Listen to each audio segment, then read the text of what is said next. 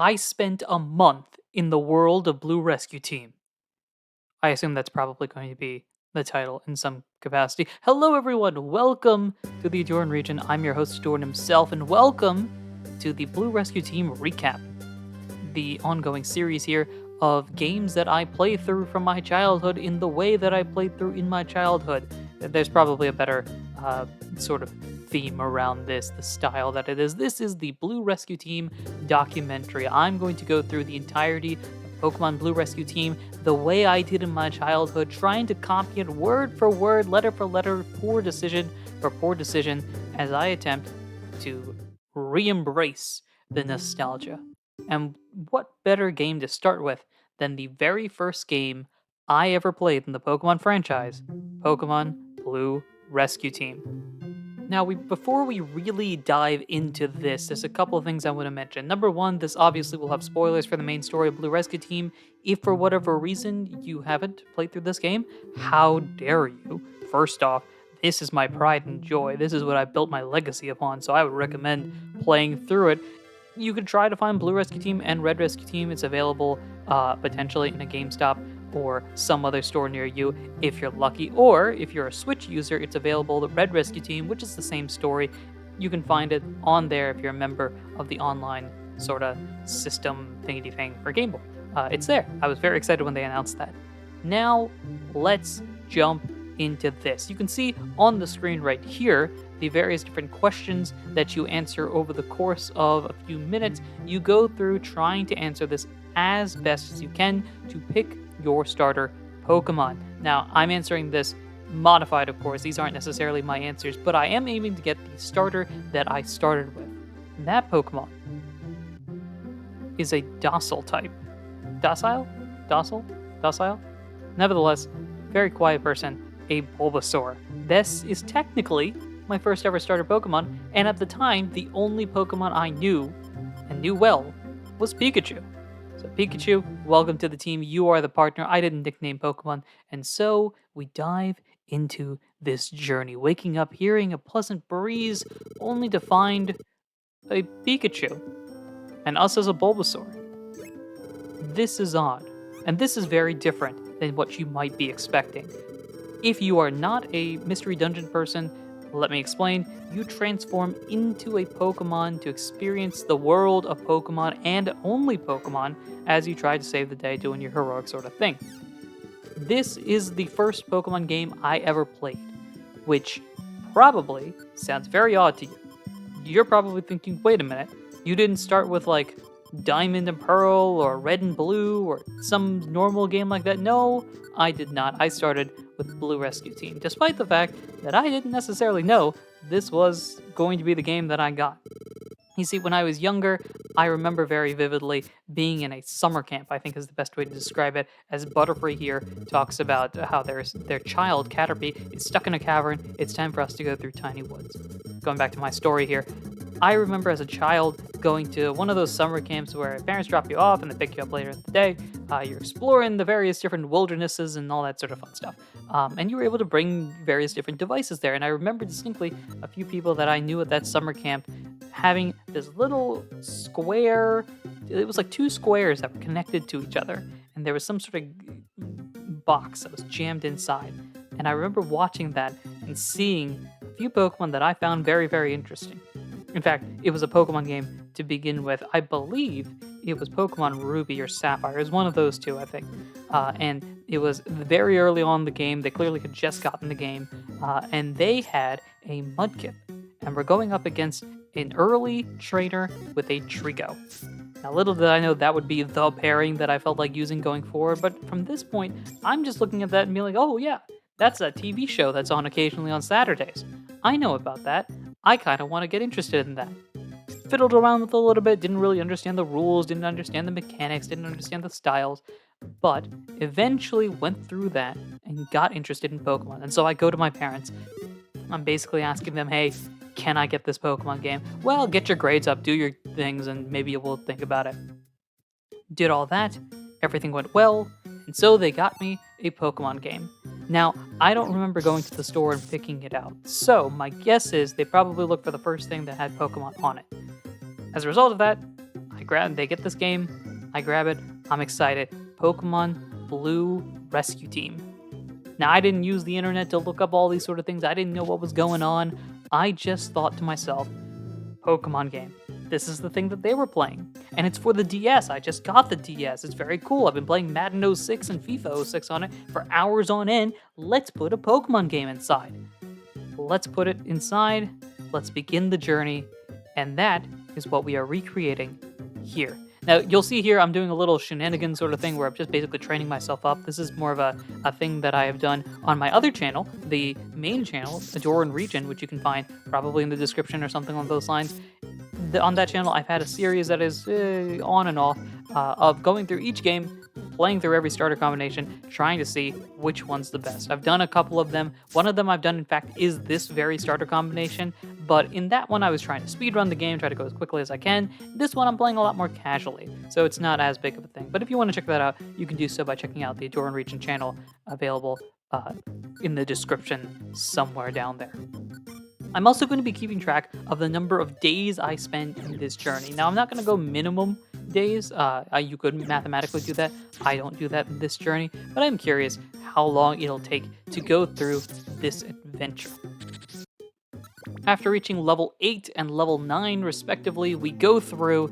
Now it's time to get into the story itself. So, my partner Pikachu and I go through and rescue this Caterpie, helping out as should be.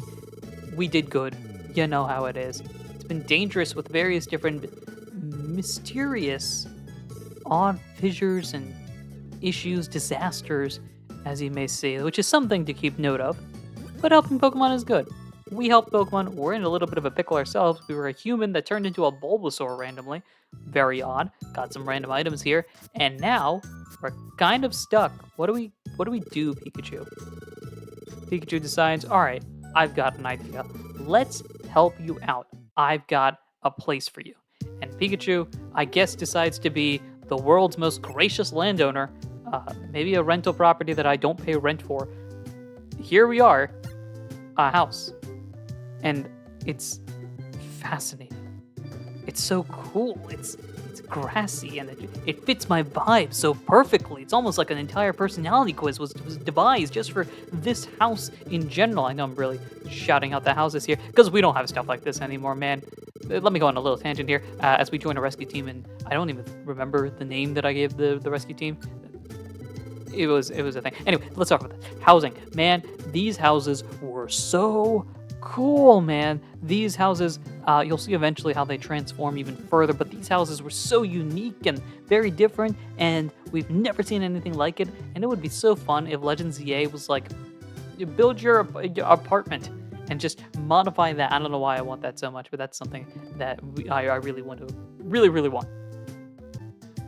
I thought it's only fitting with this specific run through. This wasn't the team name I gave when I was a kid. I'm pretty sure I stuck with Team Pokemon, but since we're recreating this run through from my childhood, let's call ourselves Rescue Team Recreation. Not Recreation, Recreation. And this is how we begin our journey, step by step, process by process, through the adventure of Blue Rescue Team. This was day 1, as you can see on the board here. Let's talk about the next day. After taking a little bit of a breather, an extra nap, one of the best lines in the game, oof, I'm feeling refreshed. Shout out to somebody that I was watching afterwards, and this is a little bit of a shout out as well, to Super Skarmory.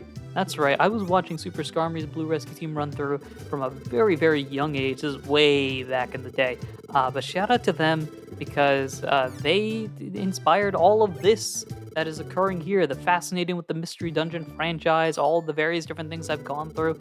I can kind of point to them as the inspiration for all of this that's happening there, so shout out to them. They may have been the first subscribed channel I had, or at least the first that I regularly watched, and so I'm really hoping that they are doing well. Meanwhile, in the story at hand here, looks like, since nobody knows that we're a rescue team, nobody's sending us mail. Who is this, I wonder? Well, we have something very interesting here. It seems as though somebody has sent us mail. I wonder what this could be. sure enough, it sounds like there is a Magnemite, or at least multiple Magnemites, that have gotten stuck together, but not quite Magneton level of stuck together. It's time for us to go save them by going into Thunder Wave Cave. After zooming through the dungeon, we find ourselves at the end of day 2, finding the 2 Magnemites that are stuck together. We take them, I assume Pikachu and I literally pull them apart, and they've separated. Things are back to normal. We receive our rewards here, which are very exciting, and it's time for us to celebrate a job well done. Day 2 is in the books here, finishing off Thunder Wave Cave. Very exciting. The night, or at least the morning, the in-between time of day 3, though, something weird occurs. I'm going through this stream and it seems like there's some figure inside this green void, but no, can't really grasp who they are. Very odd, very confusing. After checking the mailbox, not finding anything there, we're going to explore a fun area, Pokémon Square. And this is the town to be at. This is the place to be. Pikachu goes on to explain that first off, Kecleon Shop, where you can buy and sell items. Second, Persian, or at least over there. I just realized, actually, now that I think about it. Okay, first off, there's Gulpin, who can link moves. Kangaskhan, who's a Kangaskhan, can allow you to store items there. I just realized that Persian is the one with the bank, but isn't named Persian Bank. It's Felicity Bank. Why? How? I'm so confused. How did I not notice that and properly register that in the 20 years or something since this game came out? My mind is broken. Anyway, we travel past town square here to the Pelipper Post Office, which we will never walk into, but is used for a lot of the extra stuff that this game provides. For us, though, we go here, to the bulletin board, listing rescue jobs that don't end up in our mailbox. These are available for everybody, and in fact, I'm going to just take them all because we need to make some money. I can't afford rent, my landlord's getting on my case about this, and they're standing next to me. So, we can go through these jobs, get some items, get some levels, improve ourselves and our rank as we go through this journey. And in fact, that is what day 3 is going to be all about. It is us doing our job as rescue team members. Our first missions are a huge success. We're able to get a bunch of things, including Graveler Rocks, not Gravel Rocks. I have and will always say Gravel Rocks, but just to let you know, it is Graveler Rocks. And complete day 3, doing a good job. Thumbs up. That night, though, the night between day 3 and day 4, things again are mysterious. There's again that figure, that Pokemon trying to talk to them, and an earthquake occurring. This feels so real. This can't be a dream, can it? That next morning, I guess we'll find out by hearing voices. We're hearing voices on our head. They talk to me. They understand. They talk to me. That's not quite the lines, but you get the gist. There are voices coming from the walls, of course. It's Doug Trio. Hello. Nice to meet you. What exactly? Oh, your child Diglett has been taken to the top of a mountain by a Skarmory. I just shouted out a guy about a Skarmory. That feels kind of bad timing. Well, I guess we'll do that mission, I suppose. Even as Pikachu walks up to us, very excited about this mission, Dugtrio pops up in the middle of nowhere, just like, do the thing, bye, adios. Guess we're doing that. Time to climb Mount Steel. As we head on out to Mount Steel, we get one little quick word of advice, checking out the mountain areas here. Diglett whisks to the peak, and Dugtrio pops up real quick. It's the 9th floor, thanks, bye. Alright, now that we understand this, it's time to go through Mount Steel.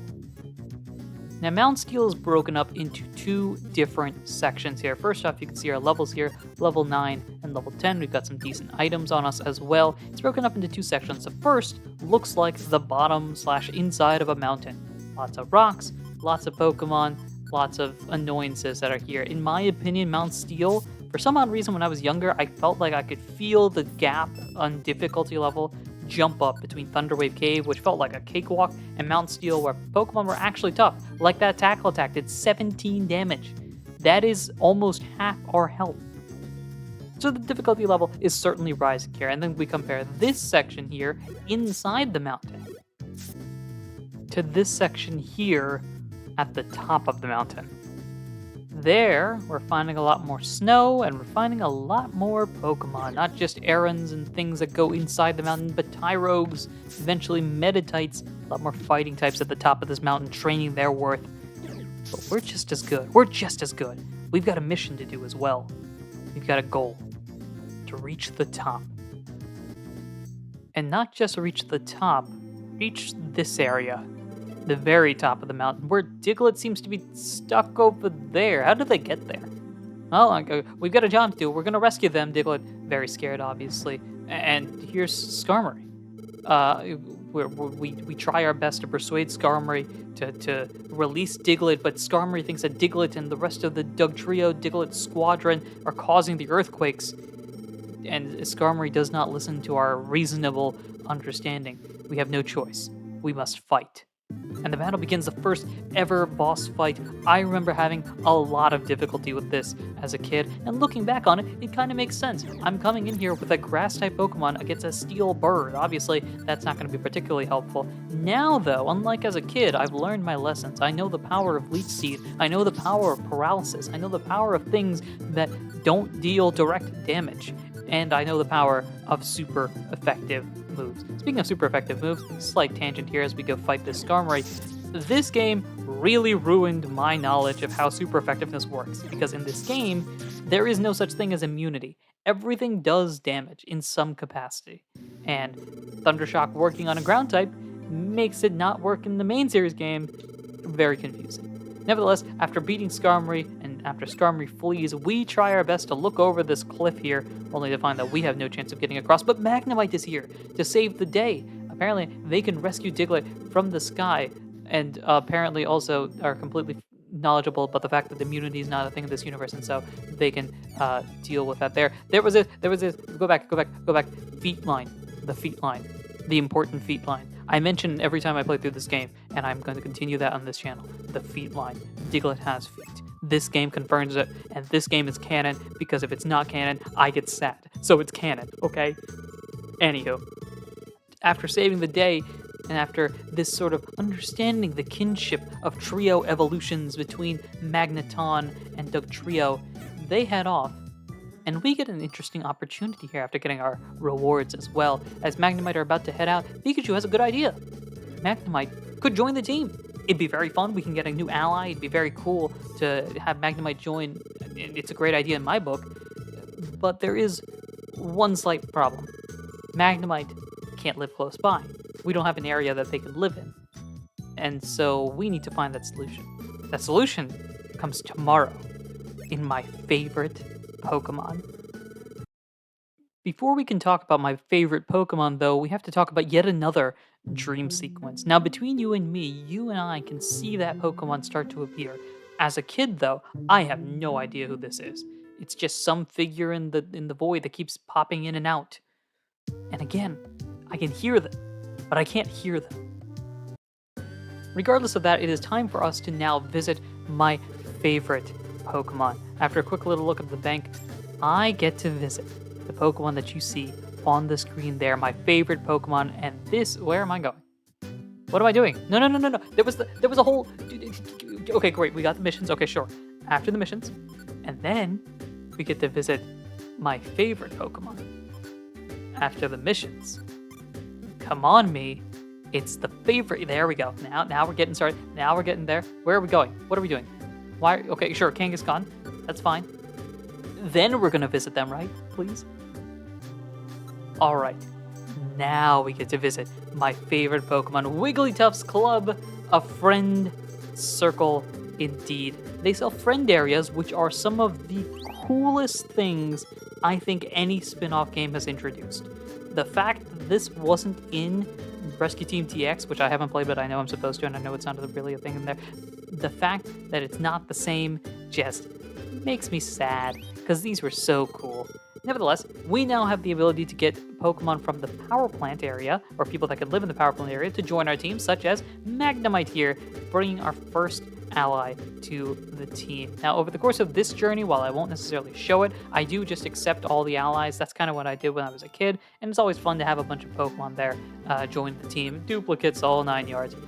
Nevertheless, this is awesome. This is one of the 2 Wigglytuffs that made Wigglytuff my favorite Pokemon of all time. This is one of them. The second one will likely come in another recreation challenge going forward.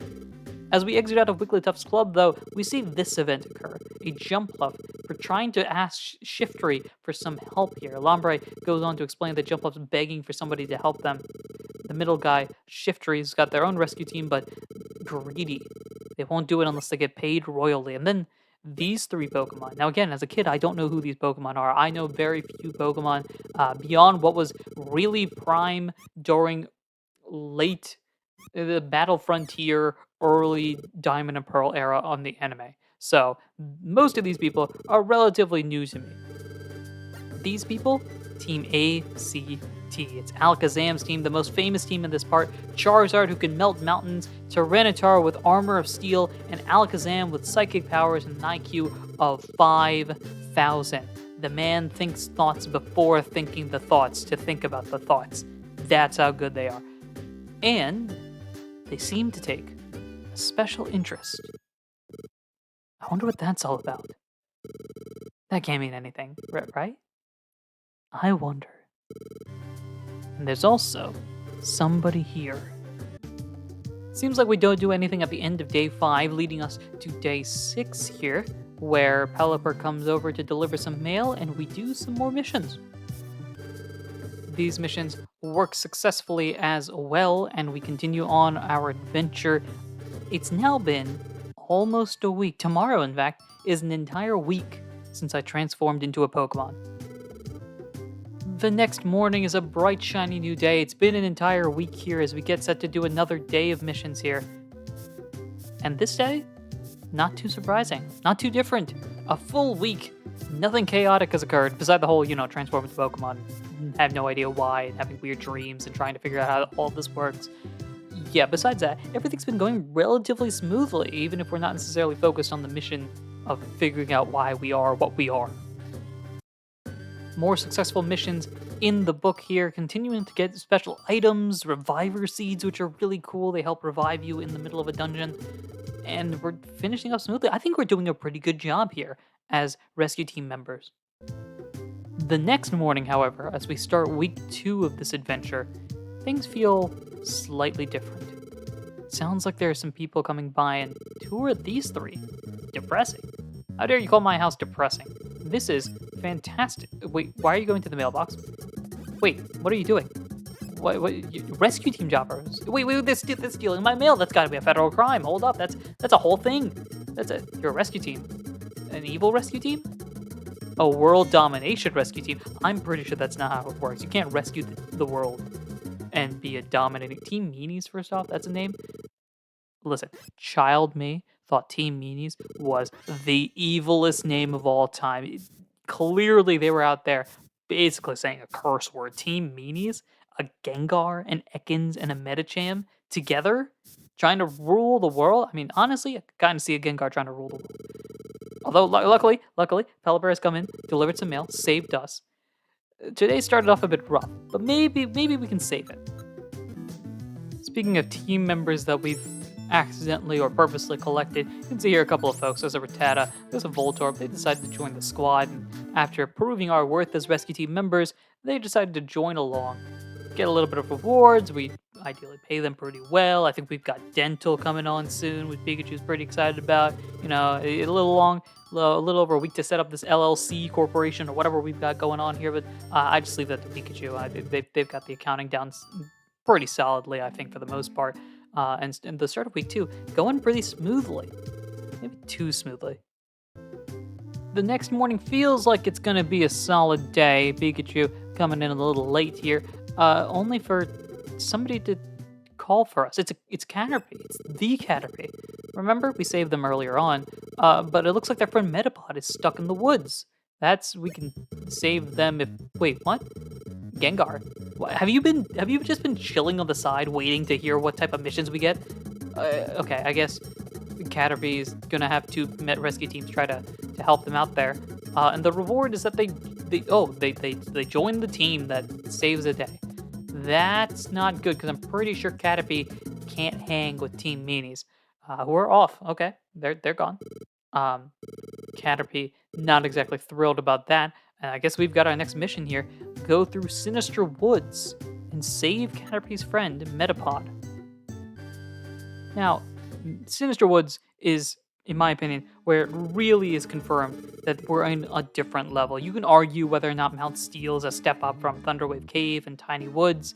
This, however, is clearly where things start to get complicated, and part of it is because of our team dynamics here. I mean, we have a grass poison type who doesn't actually have any real poison type moves, and an electric type going against Pokemon like Swinub and maybe, yeah, sure, there's a Sudowoodo every now and then, but there's also, like, Oddish. What exactly are we going to do to an Oddish who can easily just tank everything that we do because everything we do, for the most part, is going to be resisted?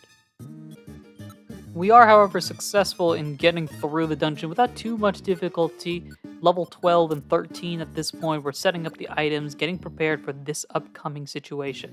Why? Well, we reached the 13th floor of Sinister Woods, because of course it's Sinister Woods, of course it'll be floor 13, when Team Meanies appears behind us. And now, it's time for a fight. Well, why Gengar messes with us? They don't really have an answer. It's time for us to fight, though. Clearly, the winner gets to save Metapod. Time to have another boss fight.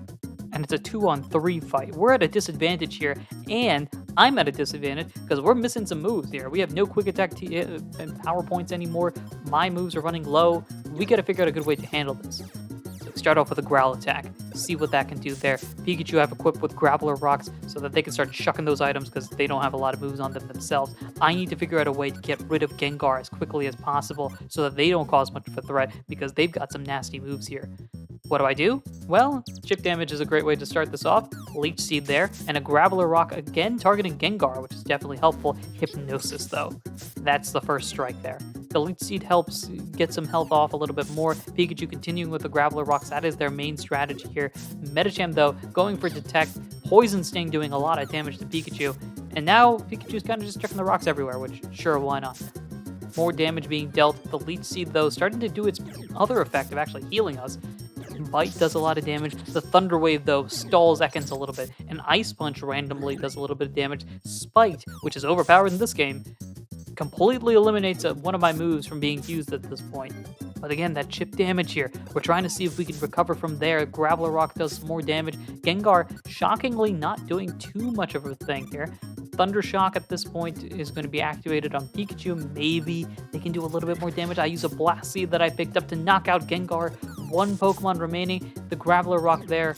A Bite in response keeps us one more bite, and we're pretty much done. Tackle does a little bit of damage. Thunder Shock misses. Luckily, Ekans doesn't go for Bite, and we get the win. This fight can really be complicated. I brought Reviver Seeds and everything just in case, but we succeeded. And sure enough, in the back there is somebody interesting. It's Metapod. Well, save the day. Time to go home. Tell Caterpie the good news that they are not joining Team Meanies, who I'm pretty sure don't have dental. So that would kind of suck. So welcome, Caterpie. I know you don't have any money, but we do it for the good of the game. We do it for the rules. We do it for the honor. We do it for the things. And Pikachu gets an interesting idea of building the space to be even better than it is now. Interesting. The next morning starts off pretty solidly. A good night's sleep after a great day of beating up Team Meanies when Pikachu comes in a little later than usual here. And somebody else is at the door now. It's Jumpluff. Where do I know you from? Oh, that's right. The ask for Shiftry's help, but wouldn't you have...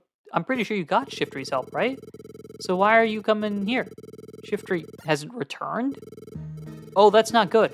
That's very not good. Jumpluff goes on to explain that for some reason, without a breeze, Jumpluff are kind of stuck. And speaking of stuck, one of the Jumpluff is stuck in some rocks. But Shiftry not returning makes things a little bit more interesting, a little bit more chaotic, a little bit more dangerous. A perfect role for Team Recreation or Recreation. I say both. I've said both. I know I specified one, but you know what? I'm not as picky. Time to prepare because we're going to Silent Chasm. As we reach the top of this area here, the Silent Chasm, where the cliffs are very, very steep, Jumpluff, as we are about to enter in, mentions one little detail that they forgot to mention. This canyon is known as Silent Chasm, but there's a monster. Yep, a whole monster. Pikachu's stomach starts hurting. I can tell. It's a fake. L/ratio. It's fine. I'm good. Adios. I'm not backing you up here. Despite Pikachu's concern. Time to go. We gotta figure this out. If there's a monster, we beat the monster. That's the game plan. Pikachu, we gotta save the day. And that starts here and now. As we enter in to Silent Chasm. B10 is the goal. And this is Silent Chasm. Now again, this dungeon, funnily enough, is actually shorter than Sinister Woods, but nevertheless finds some very, very interesting Pokemon. Weedle probably being the weakest, but also they can kind of be a hassle for us as well. There are, however, some other Pokemon that we have to kind of be concerned about.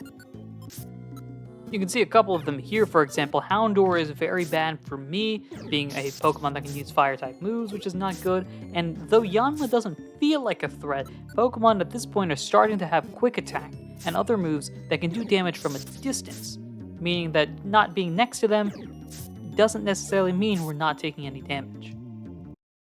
Despite all that, we are pretty successful in getting through Silent Chasm, where Jumpluff is already free. Alright, we're good. We saved the day, but it sounds like Shiftry's in trouble in the back of the dungeon, which I find very funny that the back is like 12 steps away. But Shiftry gives one last command to get away before something comes. And that something is Zapdos. They seem to have taken Shiftry away. The embodiment of lightning says if you want him, climb Mount Thunder. Well, we saved the day on day 10 here, speaking of, but it's not exactly the best situation, because it sounds as though after Shiftry did their job, it caused some sort of issue that forced Zapdos to come down and abduct Shiftry, which isn't great. Alakazam goes on to explain that the weird natural disasters are probably assisting in the anger and the frustration. Pikachu says, hey, we'll save the day. Alakazam's like, no, what are you talking about? You can't save the day. I don't know what you're talking about. You're a child. It's a legendary Pokemon. I try this little fake act here. It doesn't work too well, and it's time for us to persuade Alakazam here, which it somehow works. We've got courage. And so now it's two teams, Team ACT and Team Recreation, going up the mountain to try to save Shiftry from Zapdos. After a little bit of preparation, we get ready to go through Mount Thunder, and this is yet another dungeon that is going to be rather difficult for us as our particular partner combination. Little did I know as a child that this partner combination isn't exactly the greatest when it comes to defensive quality, and this dungeon is one of many that will exemplify that. First off, this dungeon is full of a few different types of Pokemon, primarily electric types and poison types. Poison types are not good for us because they can poison us, which in this game does damage as time goes on, and cannot recover that health as you walk around, as you might have seen throughout the gameplay here. There's also electric-type Pokemon, which of course can do some damage to us without really taking damage in return. This gameplay has very much been me as the statusy sort of guy, while the partner does a lot of the big damage, and that doesn't work too well when everything is resisted to electric. But we got a lot of rocks. We can chuck the rocks. There's also birds here, which aren't good for me either, but at least Pikachu can kind of deal with some of the birds here. For example, a strategy here of chuck rocks until they make the foolish decision to come close, and either I finish them off or Pikachu does with their electric attacks. Nevertheless, this dungeon starts to get things a little bit more complicated, a little bit more tough. In fact, the dungeon is so tough that they actually give you a midpoint that allows you to save and recover health and, more importantly, recover power points, which is very, very helpful. The downside, of course, is that then you enter into the next floor with all of these Pokemon that are not very good for us. You can see here a Growlithe, a Manectric, and an Electabuzz, all three of which can easily destroy us with basically any move that they've got. We are level 14, which, fun fact, I'm pretty sure when I was a kid, I ended this game around level 40 something or 50 something, somewhere like that, because I found it extremely difficult to go through certain dungeons that we'll get to. For now, though, we seem to be going pretty smooth. Years and years of playing this game have allowed me to get those special skills necessary, and also I actually use items. That's probably a little bit of a difference as well. I think when I was a kid, everything was using the A attack because I thought, oh no, we can't use moves. That's using moves. What happens if I need them later? And then I just never use them. Now, I'm a little bit smarter. I use moves occasionally. And quickly, we reach the peak, where at the summit, we call out Zapdos, basically saying, hey, get your bird self down here. Pikachu scared at first, and then afterwards all of a sudden just picks up courage and charges Zapdos, which this very, very annoying when you're trying to speed run through the game and Pikachu charges up front, meaning that you've got to do a little bit different shenanigans to start this fight. By the way, we're fighting. I don't know if you noticed that. Zapdos, not very good because A, they have electric attacks which do a lot of damage, or B, they have flying attacks which do a lot of damage to me specifically. After a little bit of movement shenanigans here that I try to do to make sure that we're both staring at Zapdos at the same time, it's time to fight. Now, we have a strategy in mind. We have a few ideas of what to do here, and remember, this is technically a Gen 3 game, which means a number of different things. The first thing is that, unrelated, Leech Seed, we're going to use it. Using pressure here is important, but Thunder Wave, we can paralyze the electric type. That's going to be important, as we basically are trying to force that to stall out turns.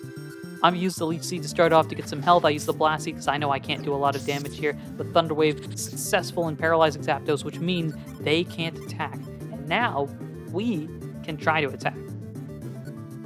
We start off with another Blast Seed here, which does a little bit more damage. We are running out, though. I think that might have been the last one. Thunder Shock, though, standard damage, 40 damage. That's definitely helpful. Now, bosses have boosted health, which is definitely not good for us in terms of actually finishing this quickly.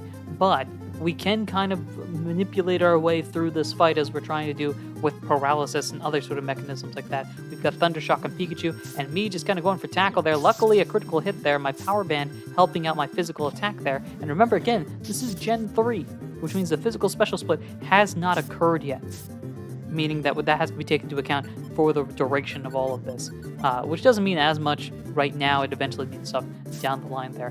More tackles, more Thunder Waves. Again, just slowly stalling it out, making sure that Zapdos can't do anything to us, because one wrong hit and we are done. A Thunder Shock in response knocks out Zapdos, and instead of being done, we end up victorious, somehow beating Zapdos when Team ACT is busy snoozing at the bottom of the mountain here.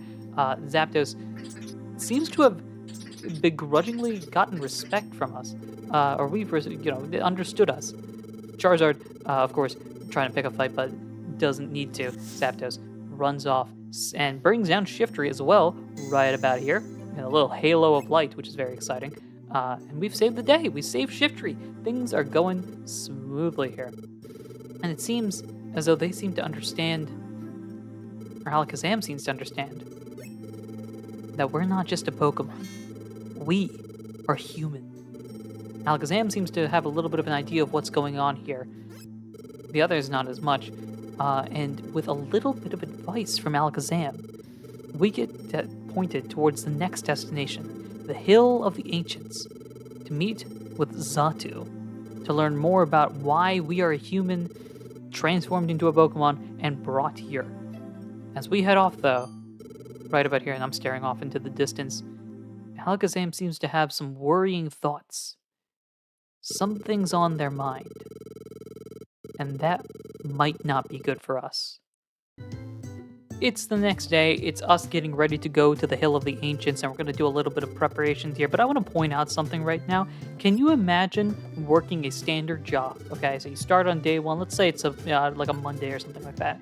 And you're running through, doing your normal thing and all that sort of fun stuff. And at this point, think about if this was a standard job. Today, day 12, as we go to the Hill of the Ancients, today would be the day that we complete our first pay period, if you're somebody that does the every 2 weeks sort of thing. This is the first pay period. If you started on a Monday, today would be Friday, and the first pay period is done. Think about how much stuff has occurred, and Pikachu still hasn't processed my check, because it's not even Pikachu's decided that it's a staggered thing and it's late, and so as a result of that, we've done 2 weeks of work. We're gonna get paid next week probably, and we are sitting here going through the world's longest training period. Orientation is probably just finished. I finally watched the last security video or something, and now we're here. We are about to go discover why we turned from a human to a Pokemon. What is going on in this universe, man?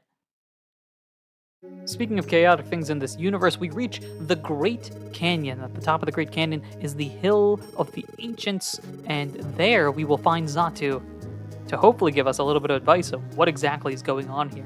Now, the Great Canyon to me as a dungeon is a little bit of an easier dungeon as opposed to Mount Thunder, and that might just be because we're a little bit stronger and the Pokemon seem to have stayed the same. It might be because type-wise we kind of match up a little bit better than we do in Mount Thunder, but nevertheless, this dungeon I've always found rather easy. And even despite the little bit of a scare that we get here, it kind of requires 4 Pokemon to show up at once for us to really be concerned. And even then, we are able to basically knock out all of them, so it's not too big of an issue. Though I would recommend Houndoom not to be near me. I would like that, thank you very much. You could just go away. Thanks. And after going through another dungeon that is for some reason smaller than Sinister Woods, we reach the top, the Hill of the Ancients, where at the very edge we see a Pokemon staring into the sun. That must be Xatu.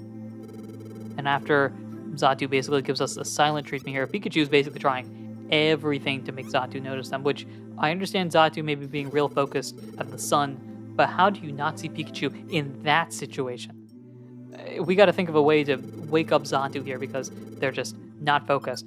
I decide to attack because that's the easiest way to make them realize it, despite Pikachu being creeped out by Xatu. Pikachu's about to go for an attack. I gotta be backup, which I'm gonna be terrible backup for a psychic flying type here. Pikachu counting down. 3, 2. The Thunder Shock of the Century is... Whoa, okay, hold up. Xatu woke up. Witness it. The sinking of the sun.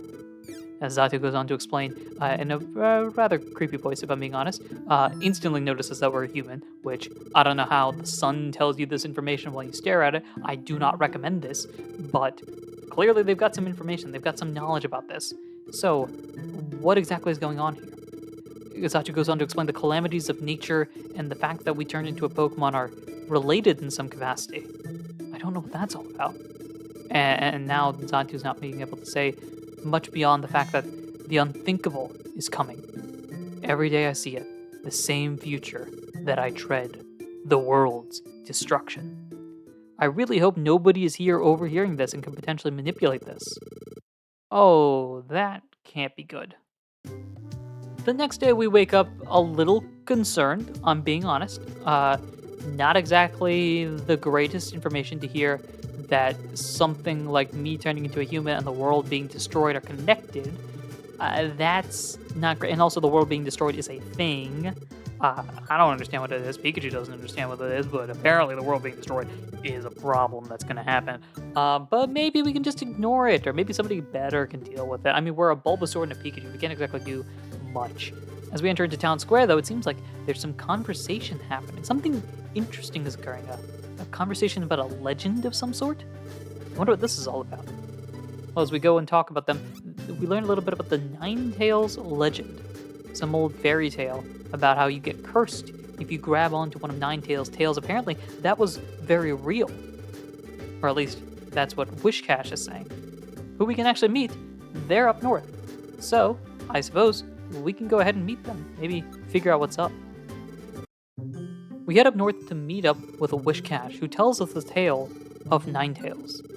Now, I'll summarize it very quickly here. Ninetales has many tails, all with a curse. If you pull it, you're cursed for 1,000 years, and a human did so. But as the human did so, their Pokemon, a Gardevoir, sacrificed themselves to take the human's place. There were partners. They were partners at that time, and Ninetales tried to ask the human if they would save their partner. The human had already ran, and so a curse was placed on them. That human would turn into a Pokemon, and when that human becomes a Pokemon, the world's balance will be upset, and the world will soon be destroyed. That's not concerning at all. Yeah, that's not great. In fact, that was such a depressing story that Pikachu just says, you know what? I'm gonna call it quits. I'm good. Today's been a rough day. It's not been very fun. I just can't get motivated. So Pikachu's just gonna go home and call it an early day today. Be honest, it's been like 20 minutes, if that. And then Pikachu goes on to say that they started to doubt us. That they believe in us. That's cool. Thanks. I'm not sure what you were doubting, but sure. That can't be concerning, can it? That night, as day 13 turns into day 14, we have that dream yet again. And this time, that figure in that dream seems to be kind of solidified. It's a little clearer. We can hear their name, Gardevoir. Apparently, they knew who we were before, and they're gone. That can't be good. There was a Gardevoir in that story, and there's a Gardevoir in my dreams, and I was a human, and there was a human in that story. Oh, these pieces are not looking good together. So we wake up that morning pretty much doubting ourselves here, and apparently there's some sort of commotion going on in Pokemon Square. I guess we ought to check that out. And when we say commotion, it's a commotion indeed. Nobody is in their stalls. Everybody is in the center of Town Square, ready to hear this conversation going on. Seems like there's some big meeting of some sort that's occurring. The town's atmosphere, Pikachu notes, feels different somehow. As we go to the center of Town Square, it seems like somebody's very interesting is talking. Bellsprout comes on to say the Ninetales legend is true. There really was a human that turned into a Pokemon. The truth has been revealed. Caterpie goes on to say, there's one Pokemon talking about it. Who is it?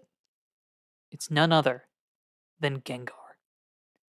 They're back, and they're worse than ever. They go on to explain that there's a Pokemon that turned into a human talking at the Hill of the Ancients, getting advice from Xatu, originally a human. That Pokemon goes on to explain, or Xatu goes on to explain, that the Pokemon turning into a human caused the world's unbalance. Everything has been because that human turned into a Pokemon. It's because of them. It is their fault. It is them. That's the reason why. But Gengar has a solution. We just get rid of that human. If the world's balance upset, then we get rid of the human to turn it back to normal. So, let's get rid of the human, that rotten coward that abandoned Gardevoir, right, Ahdurin? The crowd gets silent. The crowd's concerned. Did I do it? I have no answer. And so, the town makes that answer for me. Charging after me, ready to attack, to destroy what is destroying their world, which they think is me. As we run off, we're concerned. Our concern is real. What can we do?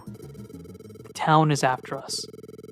And if the town is after us, then that can only mean one more thing. Because if the town is after us, then that means all the good guys are after us. And if the good guys are after us, then that means that the good guys are going to be after us. Who is that? Come on. We mentioned them before. As Pikachu tries to motivate us to have faith in ourselves, they appear. Team ACT is here. And they have one clear mission after a vote. They have consensus. They have to get rid of me. It is time for us to fight. But Alakazam gives us mercy. They back down. They tell us one clear thing. Pack your supplies. All sorts of rescue teams are going to chase after you, so run. Run and find the truth. Survive until you can uncover the truth. This is your final warning. So survive or fall. Very clearly, we've got an idea. We've got a mission. We have one goal. It's been 2 weeks since I turned into a Pokemon. And with the help of Pikachu, and the support of those that still believe in me, I have to leave to discover the truth.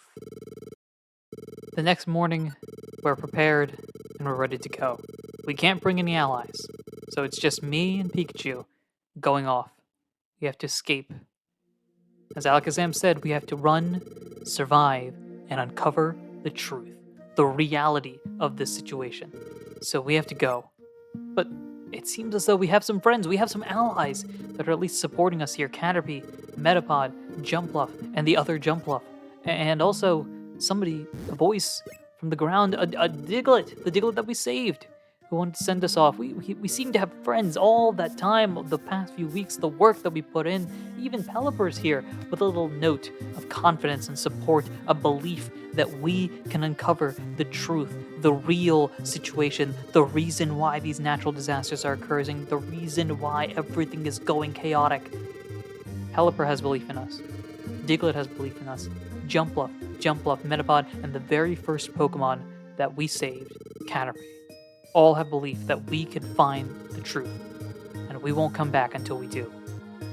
And so the journey begins. We go through the cruel and arduous journey through forbidden mountains, fissures amazing and wide across fields of fire that are very clearly burning my feet as a grass-type Pokemon, the forest fire burning on, and we continue throughout it all with our heads held high, going through to Lapis Cave.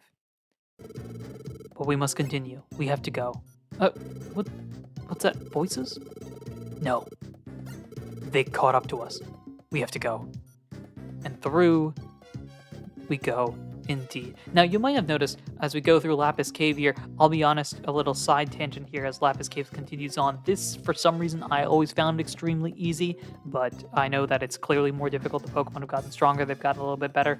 You might have noticed I have not modified the day counter here.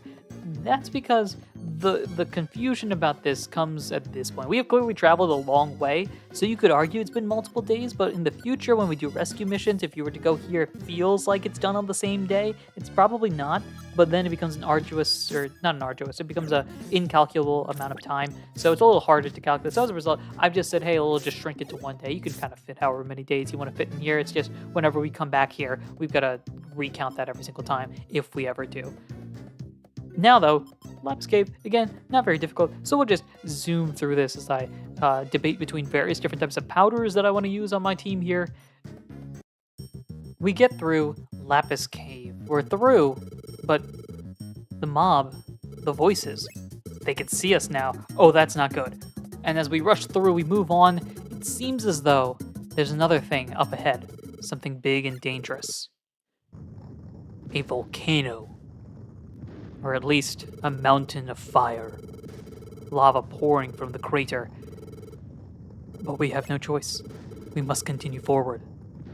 This even scares off some of the mob. We're wild, we're confused. Why are we going through Mount Blaze? Only the brave continue. And we? We have no choice but to be brave. Now, in fact, as we continue forward here, the crowd actually zooms through right past us. They go ahead, climb up Mount Blaze, and we kind of hide behind, allowing them to get ahead of us. But nevertheless, they're going to realize it sooner or later. They'll go through the dungeon, they'll either succeed and move forward and catch us, or they'll lose, come back to the frontier. There's no point to stay here. We've got to get through Mount Blaze. As you might imagine, Mount Blaze is consistent of a lot of fire-type Pokemon, and we are very famous for being, at least partially, a grass-type. And the worst part about it is that birds still exist here because we can't have enough issues as a tiny little plant dinosaur dude that we are. You can see how much damage a regular gust attack does, which is, of course, terrifying to deal with. We have no choice, though. Mount Blaze, again, at this point between Lapis Cave and now, we've gone up another level, and Mount Blaze is easily going to be the most complicated dungeon that we've gone through so far. We've got a few opportunities. You can see the attract there. Now, I did not use TMs throughout this run too. When I was a kid, I didn't use TMs. Even now, to a certain extent, I hesitate to use TMs, especially in first-time playthroughs. And since this is a recap of a first-time playthrough, I'm not using TMs. Attract, though, would have been a really good TM to use because it is absolutely broken in this game in the best way possible for us, basically immobilizing the majority, if not every single opponent that we deal with, which, of course, very, very useful if you immobilize them, because then they can't do anything. You can just kind of attack them and win, in an even more powerful way versus the various different status conditions that I can theoretically do. But since this is a recap of and recreation of my first ever run-through, I didn't use TMs then, can't use TMs now. Mount Blaze is yet another dungeon with a midpoint here, which gives a couple of bad signs. The fact that the game is allowing you an opportunity to rest probably means something big is about to happen here. We get to the peak of Mount Blaze, and it looks even more rocky versus everything else. It's not quite the same, it's not quite different, but it's got a different vibe to it. For one thing, the Pokemon here, hello, Fearow, very, very dangerous here. Not only do they have Growl, but we haven't even mentioned the biggest thing about these games, the biggest hurdle that we have to go through in these games, the Fury attack. After a little bit of time, we reach the peak of Mount Blaze, flames and volcano. I'll be honest, for the longest time, I have had no idea, no real understanding of what exactly these things are. Like the flames going upwards. Can someone explain that to me in the comment section? What is that? Because I'm not 100% sure. Anyway, as we go through, a voice comes out screaming about the pain that the mountain has. The volcano is shrieking in agony. Who is it? Why, it's another bird. Not just any bird. The firebird. The bird Moltres. Moltres has literally nothing to say. Just says, hey, you messed up my mountain? Let's fight. Here's the thing. We're level 15. Now, I'm pretty sure this was one of the 2 biggest dungeons that was a pain for me to go through. The bright side, I have Reviver Seeds. And I've got strategy. So let's talk about that strategy here. First things first, you notice we've got special bands on both of us. That is because the Thunder Shock is going to be very useful, and Vine Whip being a special move in this generation, because I'm pretty sure it's not special normally in the modern day. Yeah, we got that set up there. So we can do some extra damage here. We throw a little bit of a rock, and now we've got status conditions. First off, the Sleep Powder. I know I did not have this in my younger days. It's definitely useful there. We paralyze, because that's a word. We use Thunder Wave to paralyze the Moltres as well, allowing us to get Leech Seed off.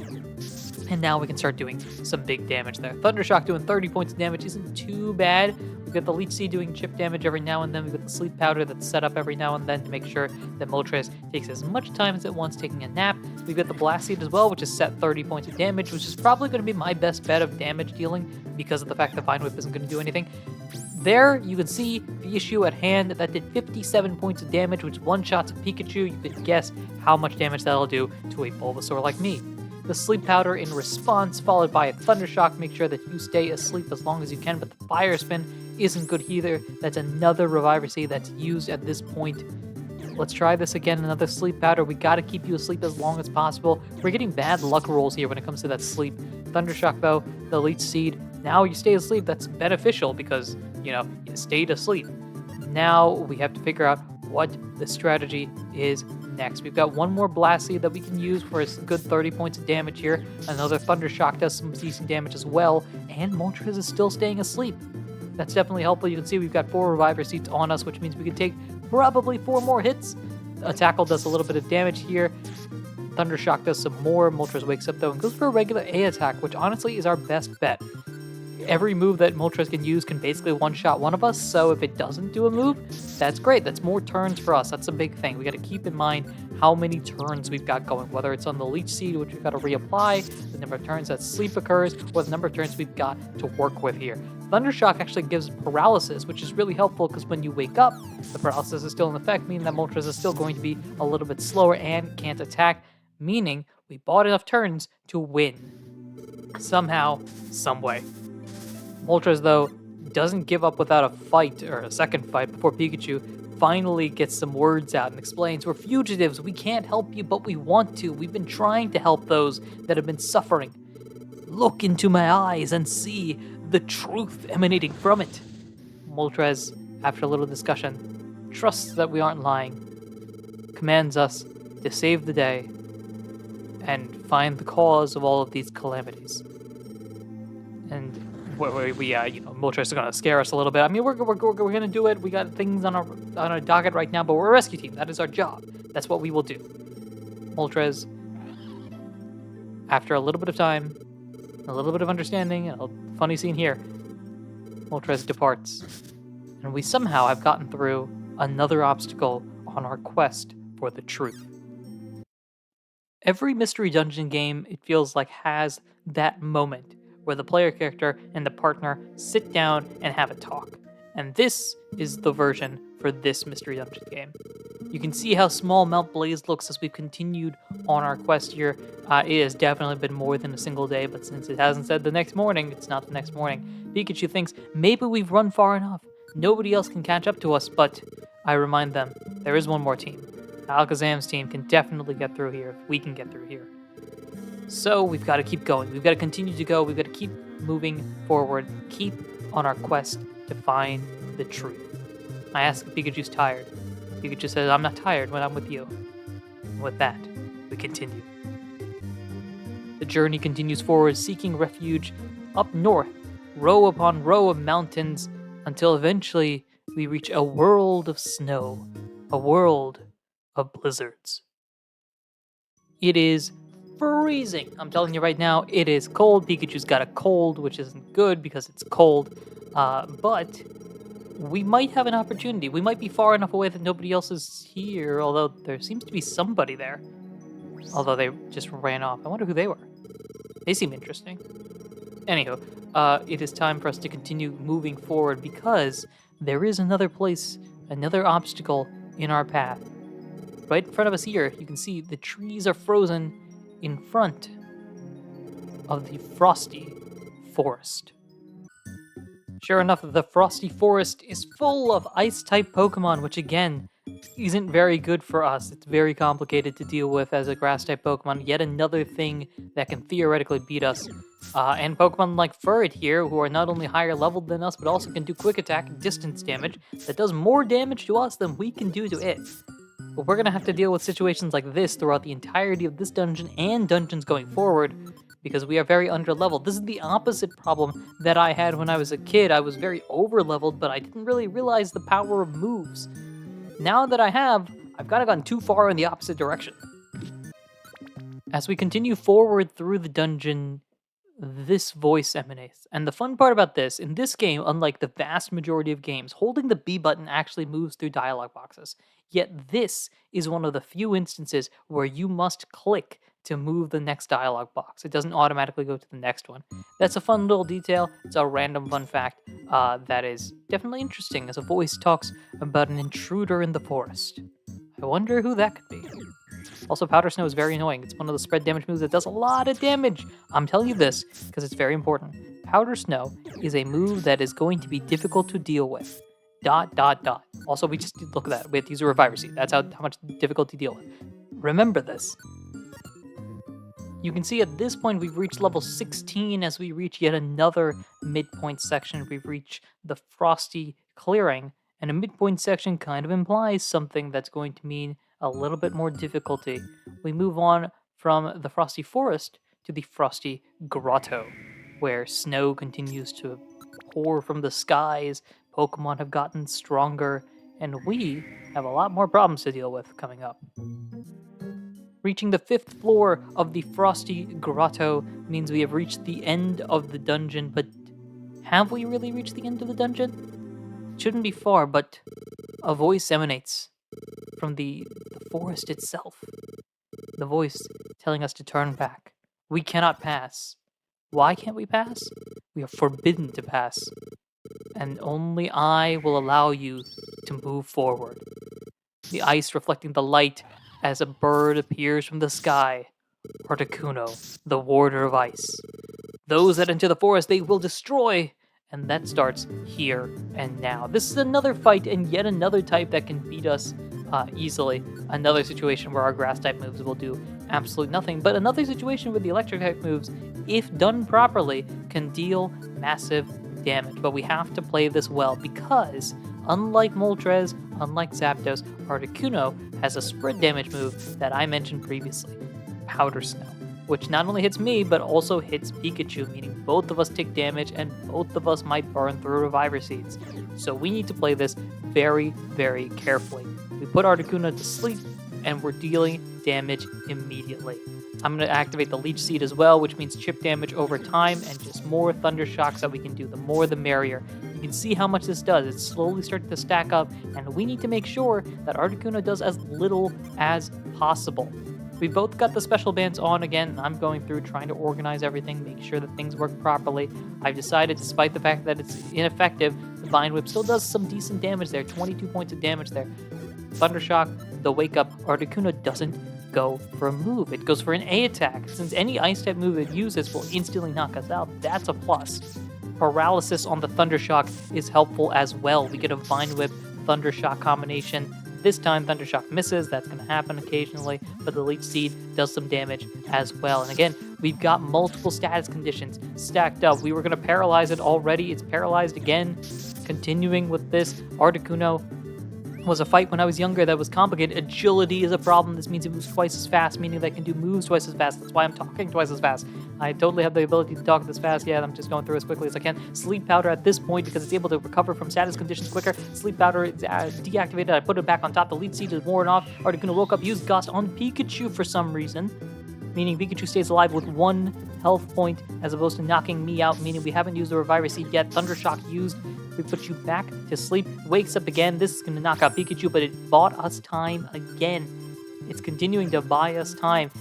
Also, by Pikachu fainting, that means its moves are recovered, meaning it's back to full power points on the Thundershocks, meaning it can use them more often. An A attack, again, not the ideal strategy for Articuno, but it's beneficial for us. We put you back to sleep. We try a Thundershock that misses. They try an A attack that misses. I try to put you back to sleep yet again. This time it works. Thundershock responding back with some more damage, but Articuno wakes up immediately. Here's the Powder Snow that I was worried about. Look at that, 111 points of damage, but it misses Pikachu. I'm back up at full power points, full health, but that doesn't really mean much of anything when it can knock me out in one blow. Thundershock again, and finally, somehow, someway, we get the victory. Or did we? Because we try to fight through Articuno, continuing to resist. They will not allow the passage because they know that the forest has warmed up. Natural disasters are impacting even areas as far away as here. Articuno thinks it's our fault, but it's not our fault. I mean, we have 0 fire types between the two of us, right? So it's got to be something. Articuno doesn't believe us and is about to go for presumably another Powder Snow when, boom, a Pokemon appears. Pokemon appears that seems interesting. A Pokemon that can sense natural disasters. Absol. And man, when I was a kid, I thought Absol was the coolest. I was convinced, I think until I got the first main series game that I got, maybe a little later, that Absol was a legendary Pokemon. And how cool was it thinking that, hey, you're a kid with a legendary Pokemon potentially showing up here, and then they say that they want to join our team? We get to have an Absol on the team? Absolutely, we're going to get an ally, and Absol joins the team. Now, unlike the other recruits that I mentioned, this one, A, is story-related, and B, somebody that will play a role in this very near future. We continue moving forward, though, throughout all of this, and move on to the next dungeon. The next area, though, you can see that the snow is picking up. We're moving slower and slower. We're exhausted as we continue running through the cold, effectively. The scenery feeling cold and more cold. Pikachu thinking there's basically nothing ahead. We've reached the end. Absol is even trudging through themselves, and they this is young me is thinking this is a legendary Pokemon that's struggling here. But we have motivation. We got to keep going forward. Although I feel like this vision, this confusing sight thing is occurring here, but that can't be. Gardevoir? From my dreams is shown up here? That doesn't make any sense. How is that possible? Well, you know what? Forget it. What do you got? You got advice. Absol has no idea what's going on. Pikachu has no idea what's going on. I'm the only one that can see Gardevoir, apparently. But clearly they got some advice. A little farther ahead, there's a mountain, Mount Freeze, with Ninetales at the top. We've gone through this entire journey. We've been pretending that this is all happening in a single day, and apparently at the top of this mountain, we can find the truth, find reality. We can find the answer to the questions that we've been having. All that's left is one more dungeon. Unsurprisingly, as you might notice, Mount Freeze is full of ice types and ice type Pokemon as well, but you can see Absol is on the team, level 20. You can see their moveset here, which is pretty impactful. It's a lot of physical attacking moves, which in this game is going to be very helpful because that's, what you do. You are a physical attacker. We don't have to worry about dark types being special, at least for the short term here. There's also dragons here. Yeah, that's a little fun bonus. Another Pokemon that can potentially resist our moves, but at least we can continue moving forward. We've got ideas. We've got an extra ally here. We can move forward and try to get up the top of Mount Freeze here. So imagine this situation. You're a kid, you've gone through Mount Blaze, you've gone through the Frosty Forest, you've been going through all of this, and now you've got Mount Freeze. And as you reach this point here, just like everything else, there's a midpoint. So what strikes into your head at this point? We've gone through a number of different situations with Mount Thunder and Mount Blaze and the Frosty Forest, all of them having midpoints and all of them having a boss fight at the end. And then here I am with a Pokemon at the end that might be at the top, might be wanting a fight, and here I am as a grass type.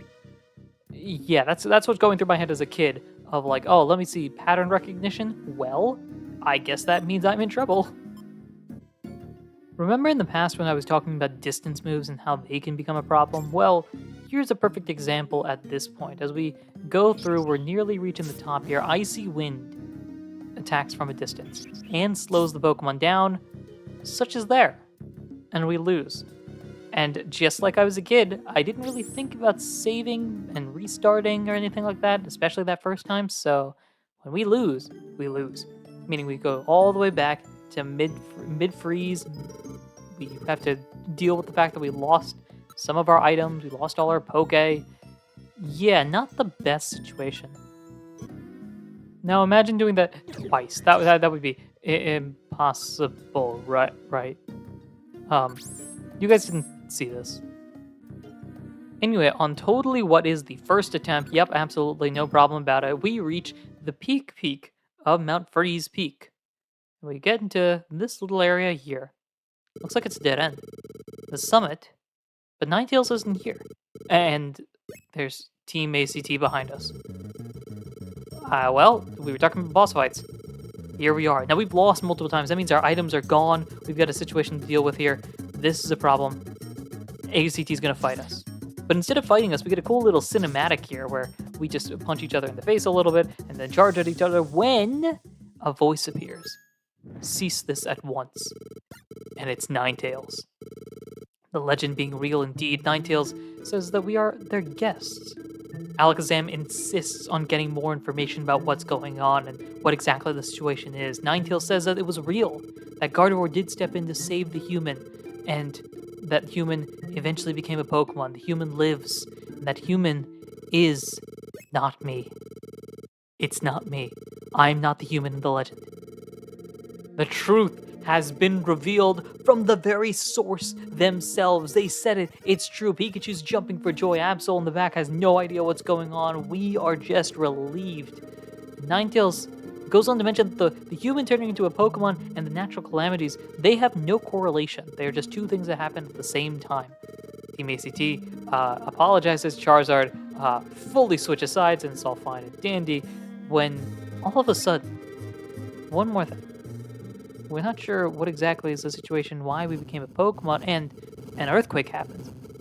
The earthquake is very strong. The natural calamities are continuing to exist. The beast underground will awaken Groudon, a legendary Pokemon spoken of only in myths that controls the very earth itself. If Groudon is loose, chaos reigns. And Team ACT decides they're going to quell Groudon. We return back for a rest, and finally get to move this counter forward. Our quest is finally over. Meanwhile, back at Pokemon Square, now clearly it has definitely not been a single day that has occurred over this. It's probably been like a week or two, but for the sake of this story, and the fact that I said a month in the title and in the beginning of this, and it makes more sense for it to be a month if it's around 30 days, we're just going to say a day later, Gengar talks about how, y'all are a bunch of wimps, you can't even handle this situation, tisk, tisk, tisk, and Medicham rushes in.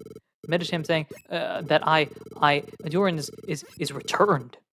And then we walk back in looking like we just got our theme song playing as we walk into a wrestling ring or something. Just the crowd goes wild, the pop is big. As we return back, Pikachu's like, man, this Gengar is nothing. Oh, hey, what's up?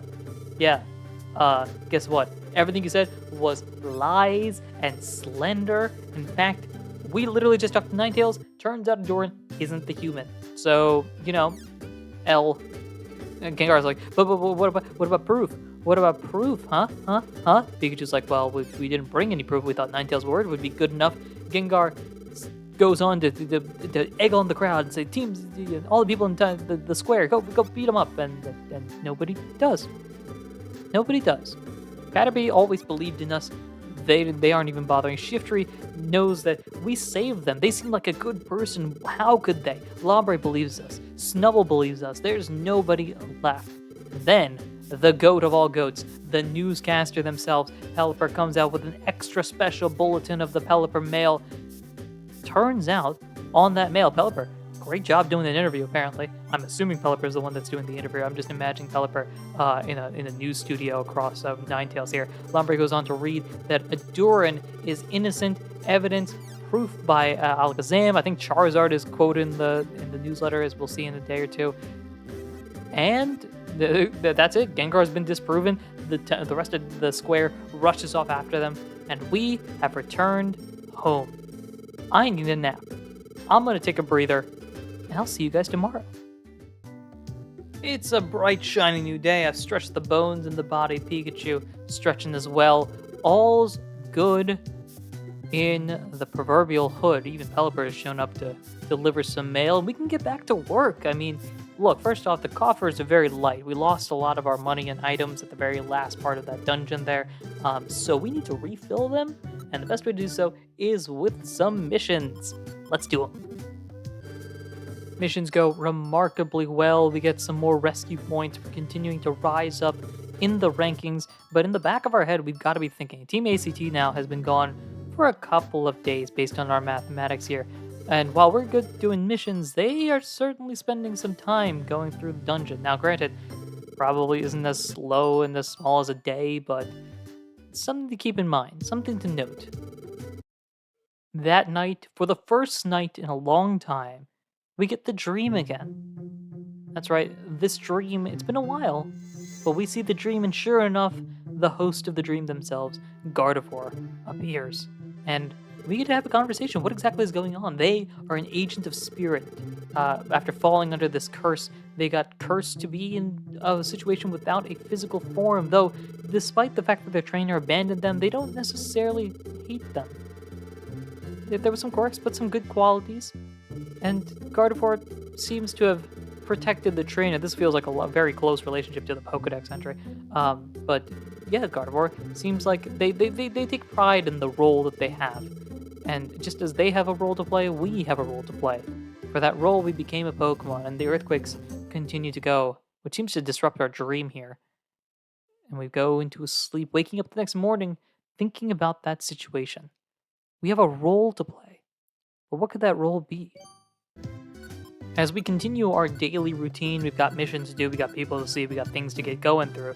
And as we walk on out, we see a couple people that seem to stop us by. It's a Wynot and a Wobbuffet, although in my head, I wouldn't know until they said it. They've got a job, a bulletin, on the bulletin, sorry. A thing to put on the bulletin, a job posting, that's what I'm thinking of. And they want us to check it out, so I guess we should check it out. And here it is. To punish Bad Mankey? What does that mean? What exactly is going on here? Well, it seems like there's a Bad Mankey gang in their forest.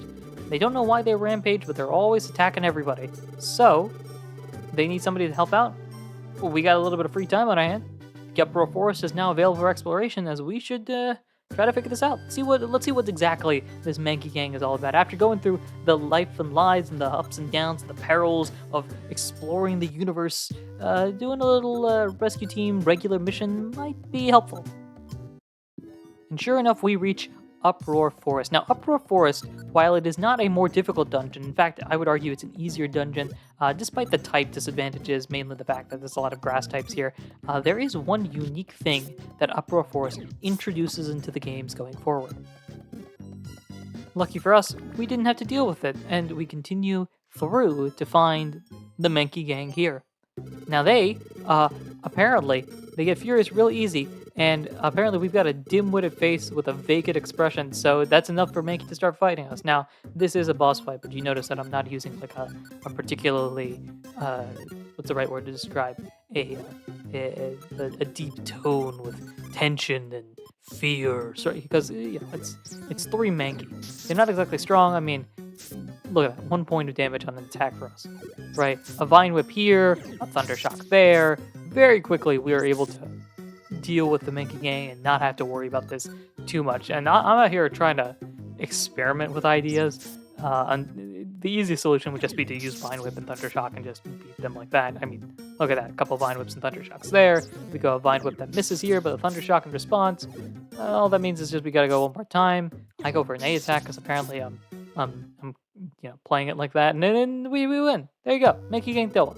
There we go. We showed them. They should monkey around. There you go. That's a Pikachu with the bars and the comedic one-liners and all that sort of stuff. And we get a peeled chestnut as a reward. Huh. Seems interesting. Just they don't have any money, so they give us that as a reward, which is fine. I mean, it's a single chestnut. I know it's peeled, but like, wait, what? Oh, the Mankey Gang is here? Why are you guys here? They're here to literally pick a fight. That's it. They're just gonna pulverize us, and they're about to beat us up when. I like our squished expressions here. When the Mankeys are very excited about the peeled chestnut that we're holding. Ooh. And they instead make an offer like, hey, give us the peeled chestnut and we won't try to destroy you. It seems like they can't even grab the chestnuts and peel them themselves because they poke at their hands. And after a little bit of discussion, we're like, sure. Pikachu has an idea. Hey, listen. As a compromise here, we're trying to renovate our team base. So if you help us renovate the team base, we'll give you a peeled chestnut. A little bit of discussion later, they decide to agree. And now the reconstruction of the base, of our team base, is about to start. Caterpie's going to help out with some silk. Why not Wobbuffet help out because they feel like they didn't give us a big enough reward for our mission. And so, with the 1, 2, 3, 4, 5, 6, 7, 8 of us, I think that is, the 8 of us, we're going to go rebuild our house. Very exciting. Now, for the sake of our situation here, you see right there, several days later, meaning we've got to adjust this little calendar thing here to adjust for that several days later here. The base is under production. The Mankey Gang are about to say, hey, we want more chestnuts to do our job here. But we need to adapt to this. Now, we're going to go through a little bit of a semantics lesson here. We're also going to transition days from day 18 as of this current point to day 19 as this current point. So, here's the thing. There is a day. That is 1. There is a couple of days. I take that. I'm going as small as possible. A couple is 2. And then a few is less than a several to me. So a few is 3. Several to me is going to be 4 days, which means adding the day here means that we go from 19 to actually, I say 4 extra days for several days later, meaning we are now at day 23. And day 23 is going to start off with us having to go back into the uproar forest because we've got to get more chestnuts. We don't have enough. So we might as well go in and get some more and do some other missions. That's our big priority because I'm all for sleeping in a reconstructed house, but I'm pretty sure there's a hole in the roof and I think it's supposed to rain tonight, so we might want to get that fixed at least. Now, in fact, because I knew about this already, this is me kind of predicting the future here. I picked up a chestnut already in the forest prior to going in, so we had the one that was gifted and the one that we found in the forest. Problem is, after a little bit more construction here, they got motivated, returned it, the base gets a little bit closer. It didn't say days later, so we're going to assume it's the same day, which means we got to go get another chestnut to continue building this base. Now, you might be wondering, wait a minute, why are you bringing us in on a random floor in a random spot? Is it to show off the Sea Otter or the Mankey? No, not necessarily. You see, remember how previously I mentioned that Uproar Forest unlocks something for the first time ever? Well, you're about to find out what that is, because that is here, a monster house. In my opinion, a monster house is to Blue Rescue Team what evil is to the world. Maybe not that extreme, but certainly the worst thing you could possibly find when walking into a random room. It's even worse when you know what's in that room. There are special items that allow you to see if there are items in that room, and if you see more than, say, 3 items in a room, then your instant thought as a veteran Blue Rescue Team player is, that's a monster house. I'm not able to go in there.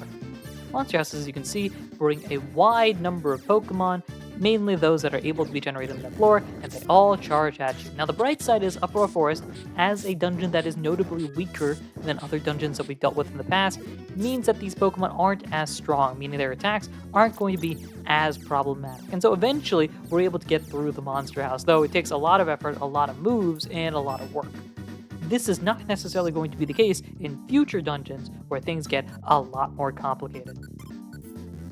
After what feels like an eternity, because it might as well have been, we're eventually able to clear the Monster House, and our reward is about 450, 500 bucks.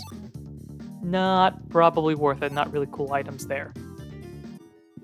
Maybe I should actually say that the reward is that we get the chestnut and the stairs immediately back to back. So that's probably the real reward, the fact that we got that done very quickly, and we have the chestnut we need to finish our house.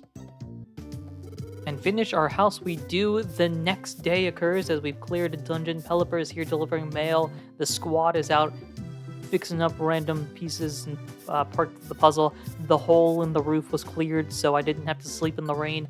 And after a little bit of mailbox mechanics here, we've got one last chestnut we can give. And after doing some more shenanigans here, we've got one last chestnut we can give, and then I decided to go into the town square instead. Right, so like I mentioned, after one last chestnut, we can peel it, we can give it to the Mankey, and we continue with the work, which means after they get renovations, getting the materials and all that sort of stuff, they continue building the house, and finally, the rescue team base was completed. And look at the house now. You thought it was cool before. No. Now it is the epitome of awesomeness. Look at this. The coolest part about Blue Rescue Team that I think goes underrated are the living conditions.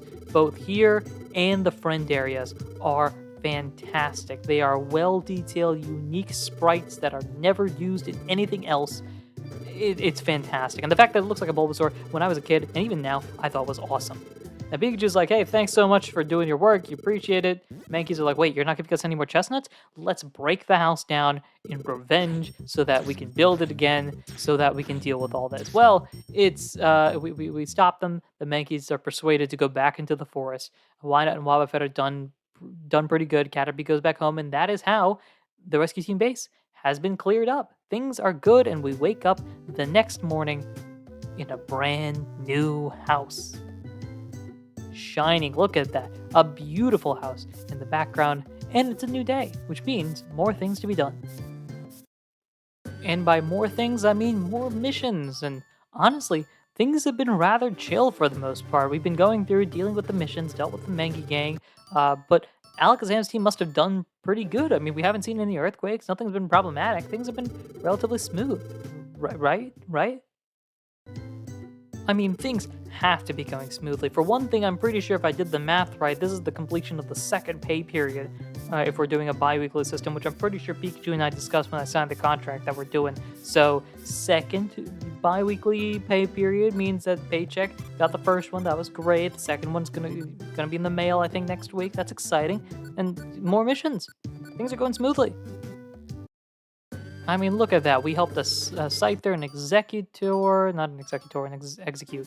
I don't know why I struggled with that so much. We helped a Spinarak, escorting them to an Ampharos. By the way, escort missions, not a fan. Especially in this game, they're level 1, regardless of which dungeon you go to, that's rough. We helped a Minun, helped them get the Sudowoodo. Things were great. And then it happened. So the next morning I woke up, I was excited. I thought I was going to explore a little bit. I was going to take a little bit of vacation, and then another earthquake occurred. So clearly things aren't done yet. There've been a lot of earthquakes. There's been a lot of issues. But come on, Team ACT has to be solving the problem, right? Maybe? Although Lombre rushing over to our house is probably not a great sign. Everyone's gathering at the town square. Shifter's calling everybody and all the other rescue teams. Apparently something big is about to happen. And sure enough, when Shifter said everyone, he meant everybody. All the Pokemon are here. A lot of rescue teams, a lot of famous people are coming around. So something must be up. This must be something big that Shifter is here for. Shifter goes on to begin their conversation. There's big trouble. Alakazam's team has not returned, and it's been a while here. They went down to try to call Groudon, and they had no communication. Gone. Last thing they heard was whatever we were saying in the Charizard interview. Now, situations are caused, problems occurring. All the rescue teams are chatting about this, and it seems like Shiftry has an idea. All the rescue teams have been brought together, so a special team, the best of the best, can go down to challenge, potentially save Team ACT or challenge Groudon. We try to bring up our names, but Lombre's like, no. Go get the tougher guys. You guys are cool, but they are very cool. And so who will step forward? Well, we start with Blastoise. Blastoise of Team Hydro's team. Team Hydro's team. You get the gist. Water type, strongest the ground type. He doesn't know about Primal Groudon, but we don't need to talk about that. And then Artillery, Team Constrictor's leader, ensnares the enemies in battle. Darlings, when I see a tough Pokemon, I want to tangle with them. And then there they are, Golem, the most brutal of Team Rumble Rocker, Rough Rocker, Rumble Riders, or Rogue Wreckers, Rock Wreckers, Golem. There we go. So we got a Blastoise, we got an Artillery. I guess Golem's there. That's not great for Groudon, but he doesn't know that. Together, they've got to save the day. They just got it, right? We're cool. We got those team. That team's going. I guess we'll just sit in the back and do missions. We'll pick up the missions where they left off because those teams are without leadership. So I guess we wish we could have gone, but I mean we'll do what we can. And do what we can indeed. We do a little escort mission for some Poke and some points, and we help out in Ampharos here as well, getting some more rocks. Again, we're getting a lot of rocks, a lot of Reviver Seeds. That's, generally useful. And the missions are done. Things are going smoothly. As you can kind of tell, whenever I say things are going smoothly, we proceed to see how they're not going smoothly, thus another earthquake. Yeah, not great. This feels like it's going to be a rough day, and it's so rough, Pikachu barges into my house, immediately saying, hey, there's a commotion down the square, we gotta go. So, we rush on over to the square. It's literally been a day. It can't be that bad, can it? Can it? But Lombre seems to be concerned. And as we walk forward, we see that special squad defeated. It seems as though they were wiped out the dungeon. It's rough. They didn't even get to see Groudon. That's how tough it is. The dungeon underground is far worse than anyone imagined. Here comes Gengar to stoke up the flames here, trying the impossible. We try to be like, hey, we gotta save the day, but Gengar's like, no. You must give up. Why bother trying? And everyone else seems to agree. Everyone's concerned about the difficulty of the dungeon. Even they seem to understand the situation here. Shiftry even is concerned. Shiftry is the one that set this whole thing up. Don't expect to be rewarded. Sometimes it's wise just to give up. And that's the philosophy there. What do? Should we still try?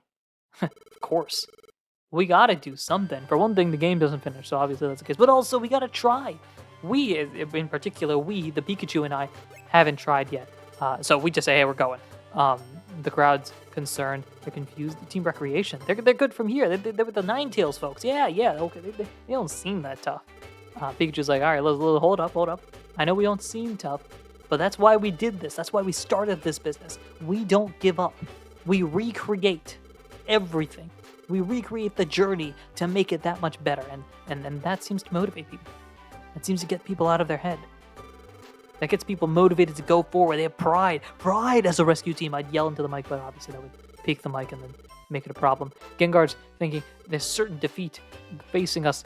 Blastoise, though, feels a little motivated as well. We've only failed once, exactly. There's another chance. All we have to do is learn from our mistakes. Artillery is up. Golem is up. If we give up, that's how it ends. But if we try again, there's always a chance we can succeed. And that seems to spur the crowd more. If we pull together, someone's going to get through. Every rescue team goes together. They're bound to find somebody that's able to get through. Gengar rushes off, and we have a new mission. That mission? To go into the dungeon underground, find Groudon, save Team ACT, get some bonus points in the process. You get the gist. Pikachu with the motivational speech for the ages. Now we've got a chance to go to the underground dungeon. We leave tomorrow. So Pikachu's like, all right, you for once go off on your own and get things ready, because tomorrow is going to be a very, very busy day. And so we are ready. Good night's sleep, and then tomorrow, the big day begins. Speaking of tomorrow, though, we go to sleep and get another dream sequence here. Now, for some reason, I want to ask what you guys think. This might be my favorite dream sequence. I don't know why, but of all of them, this one just feels the most casual to me. It just feels like a conversation. Carter was just like, "Yeah, you're going down there tomorrow? Yeah, I'm pretty sure. I think you'll succeed." This just feels like two friends talking with each other. Do you know what it's like underground? No, I'm sorry. I'm not sure what it's like. I don't know why I love this conversation so much, but I absolutely adore this conversation. Then it gets into more of the plot significance role. Gardevoir mentions that our role slowly is coming to an end. That role is drawing to its conclusion. When the time comes, Gardevoir will tell me why I became a Pokemon. The next day, though, things are good. It's time to go save Alakazam's team. And Gardevoir reminded me, if we save Alakazam's team, we'll finally figure out why we became a Pokemon. What is that role? What is the purpose? We'll get an answer. But all we have to do is go through the most difficult dungeon we've ever faced. That dungeon? Well, that dungeon is Magma Cavern. As you can probably guess by the name and the fact that Pikachu itself, Pikachu's also noticing it's hot in here. And if it's hot in this dungeon, that probably means Fire-type Pokemon. Yet another dungeon with Fire-type Pokemon. And, more importantly, which you'll notice probably sooner or later, not just Fire-type Pokemon that can deal with me, but there are also Ground-type Pokemon that can deal with Pikachu, meaning that both of us are in a tricky situation. And unlike all the other dungeons where they've been, 10 floors here, 15 floors here, there's probably a pit stop every now and then. No. This one has many, many more floors. Not only does it have more floors, it's also got more different designs. You see, the first one is like this, very rocky. There's some magma every now and then, or lava, or whatever I think it's lava technically. But if you move on to the next section, starting on floor 8, you get more of the fire. The rocks themselves seem to be burning out, either warning you or tempting you to go forward. The Pokemon themselves seem to be more difficult, whether it's Arbok, which can easily defeat us, or Magmar, which can also defeat us. I'm noticing a trend here that I'm not exactly a big fan of. Or how about Graveler that can defeat Pikachu? There we go. See, that's a little bit better. I prefer that. Oh, wait, no, don't do the magnitude. That hurts us both. But yeah, so, okay, I guess the magnitude also defeats us. We just can't get a break as a Bulbasaur here. You know what's worse than things that beat one of us at a time? Well, how about something that beats all of us at once? A Monster House. Now you notice that some potential benefit is that many of these Pokemon are rock and or ground type, which is very good for me, though very, very bad for Pikachu. However, the other set of Pokemon are all poison types, which is very bad for me, and also can potentially be bad for Pikachu. As you can probably guess, this is very, very difficult to deal with, and especially since our Vine Whip and Pikachu's attack aren't enough to defeat them. Like, we can't one-shot these rock/ground types, despite being level 19, which I know sounds pretty low, but that's actually, when you're speedrunning through this game, not too terrible. As you might have expected, we burn through all our Reviver Seeds and eventually lose, meaning we've got to try tomorrow. Because yes, we have to try again tomorrow. Can't save. Can't restart. We gotta go to the next day. Even Pikachu knows as we enter into day 30, we didn't do very well. We didn't even get through all the different sections of the dungeon. So, I think we need to prepare even better, get more Reviver Seeds, get more things set up, and then we can really get things going. We can finally go down and not just get through the first section, not just get through the second section, but through all of the sections to meet with Groudon. Now, this section is so much more complicated. Usually, even the speedrunny type things that I do, we go into the Makuhita Dojo. It does take a little bit of time, but levels is very important, and we have not done a very good job of balancing that, basically. So, we go through, do a couple run-throughs of the mazes. Now, the Makuhita Dojo is if you go down from Town Square, you go into here and reach, basically battle against 3 different floors of a particular type. You saw the Dragon Maze, the Bug Maze, so on and so forth. The first floor is like this, where it's all lit up. The second floor is with the dark shadows that are there, meaning that you can't see in corridors or rooms unless you're in it. And the third is like a boss fight sort of situation. We run through this a few different times, both taking some time. Technically, all of this happens in the same day because you don't see it the next day happening, so you can train as much as you want, and we can get some levels. So we go from level 19, and Pikachu, for some reason, holding a grass gummy, although I think that is because we are trying to use all these gummies, get the IQ points that are necessary. So I threw it at Pikachu because this game, for all of its great things, for some reason didn't have an easy way of you being able to feed your partner. And that's weird. The next game's fix that. So it's just one of those little wonky things that makes it so that you have to basically throw the gummies at them, which is very funny. But we go anyway from level 19 to level 20. And level 20 gives both of us a new move. I get, as I'm about to show here, if I can decide on who to attack, I go for a Razor Leap, a distance move that does a lot of damage, and Pikachu learns Slam, which is basically I run into you, which is fantastic. Level 20, a new move, and a little bit more bonus stats, a little bit more bulky, a little bit more offensive. That might be enough for us to get through Magma Cavern. There's only one way to find out, so after beating this maze, we go test ourselves against the underground dungeon. Not only are we able to get an additional level here, we can also deal with monster houses, because this time I'm a little bit more prepared. You see, no longer do I need to fight them when I can just simply use a Petrify Orb. That keeps them all stuck, meaning that they can't move, and I'm free to walk around the dungeon like normal. As we gain another level here, we're now at 22 though. You might have noticed I only had one orb in my bag, meaning we're going to have to do this the old-fashioned way. The difference in levels, though, certainly enough to get rid of all of these enemies, meaning if we can deal with a monster house, I'm pretty sure we can deal with anything. And remember how I was mentioning multiple sections? Well, here is the third one.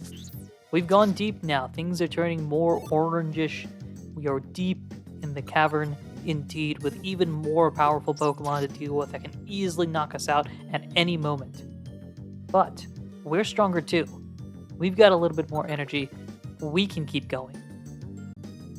We can even deal with what I think might be the most underrated Pokemon in the Blue Rescue Team franchise. I don't remember if this is necessarily the case in the future games, but here, Onix is a weapon. Just the raw defensive power makes them impossible to defeat if you don't have a special type move. Luckily, we do, and one that's super effective too, meaning we don't have to worry about Onix nearly as much. However, its bigger form, that'll be a little bit more complicated. Speaking of complications, here we are at the final floor, floor 23. But you can see the stairs right there. We are set. We can go through the stairs and potentially meet our next obstacle.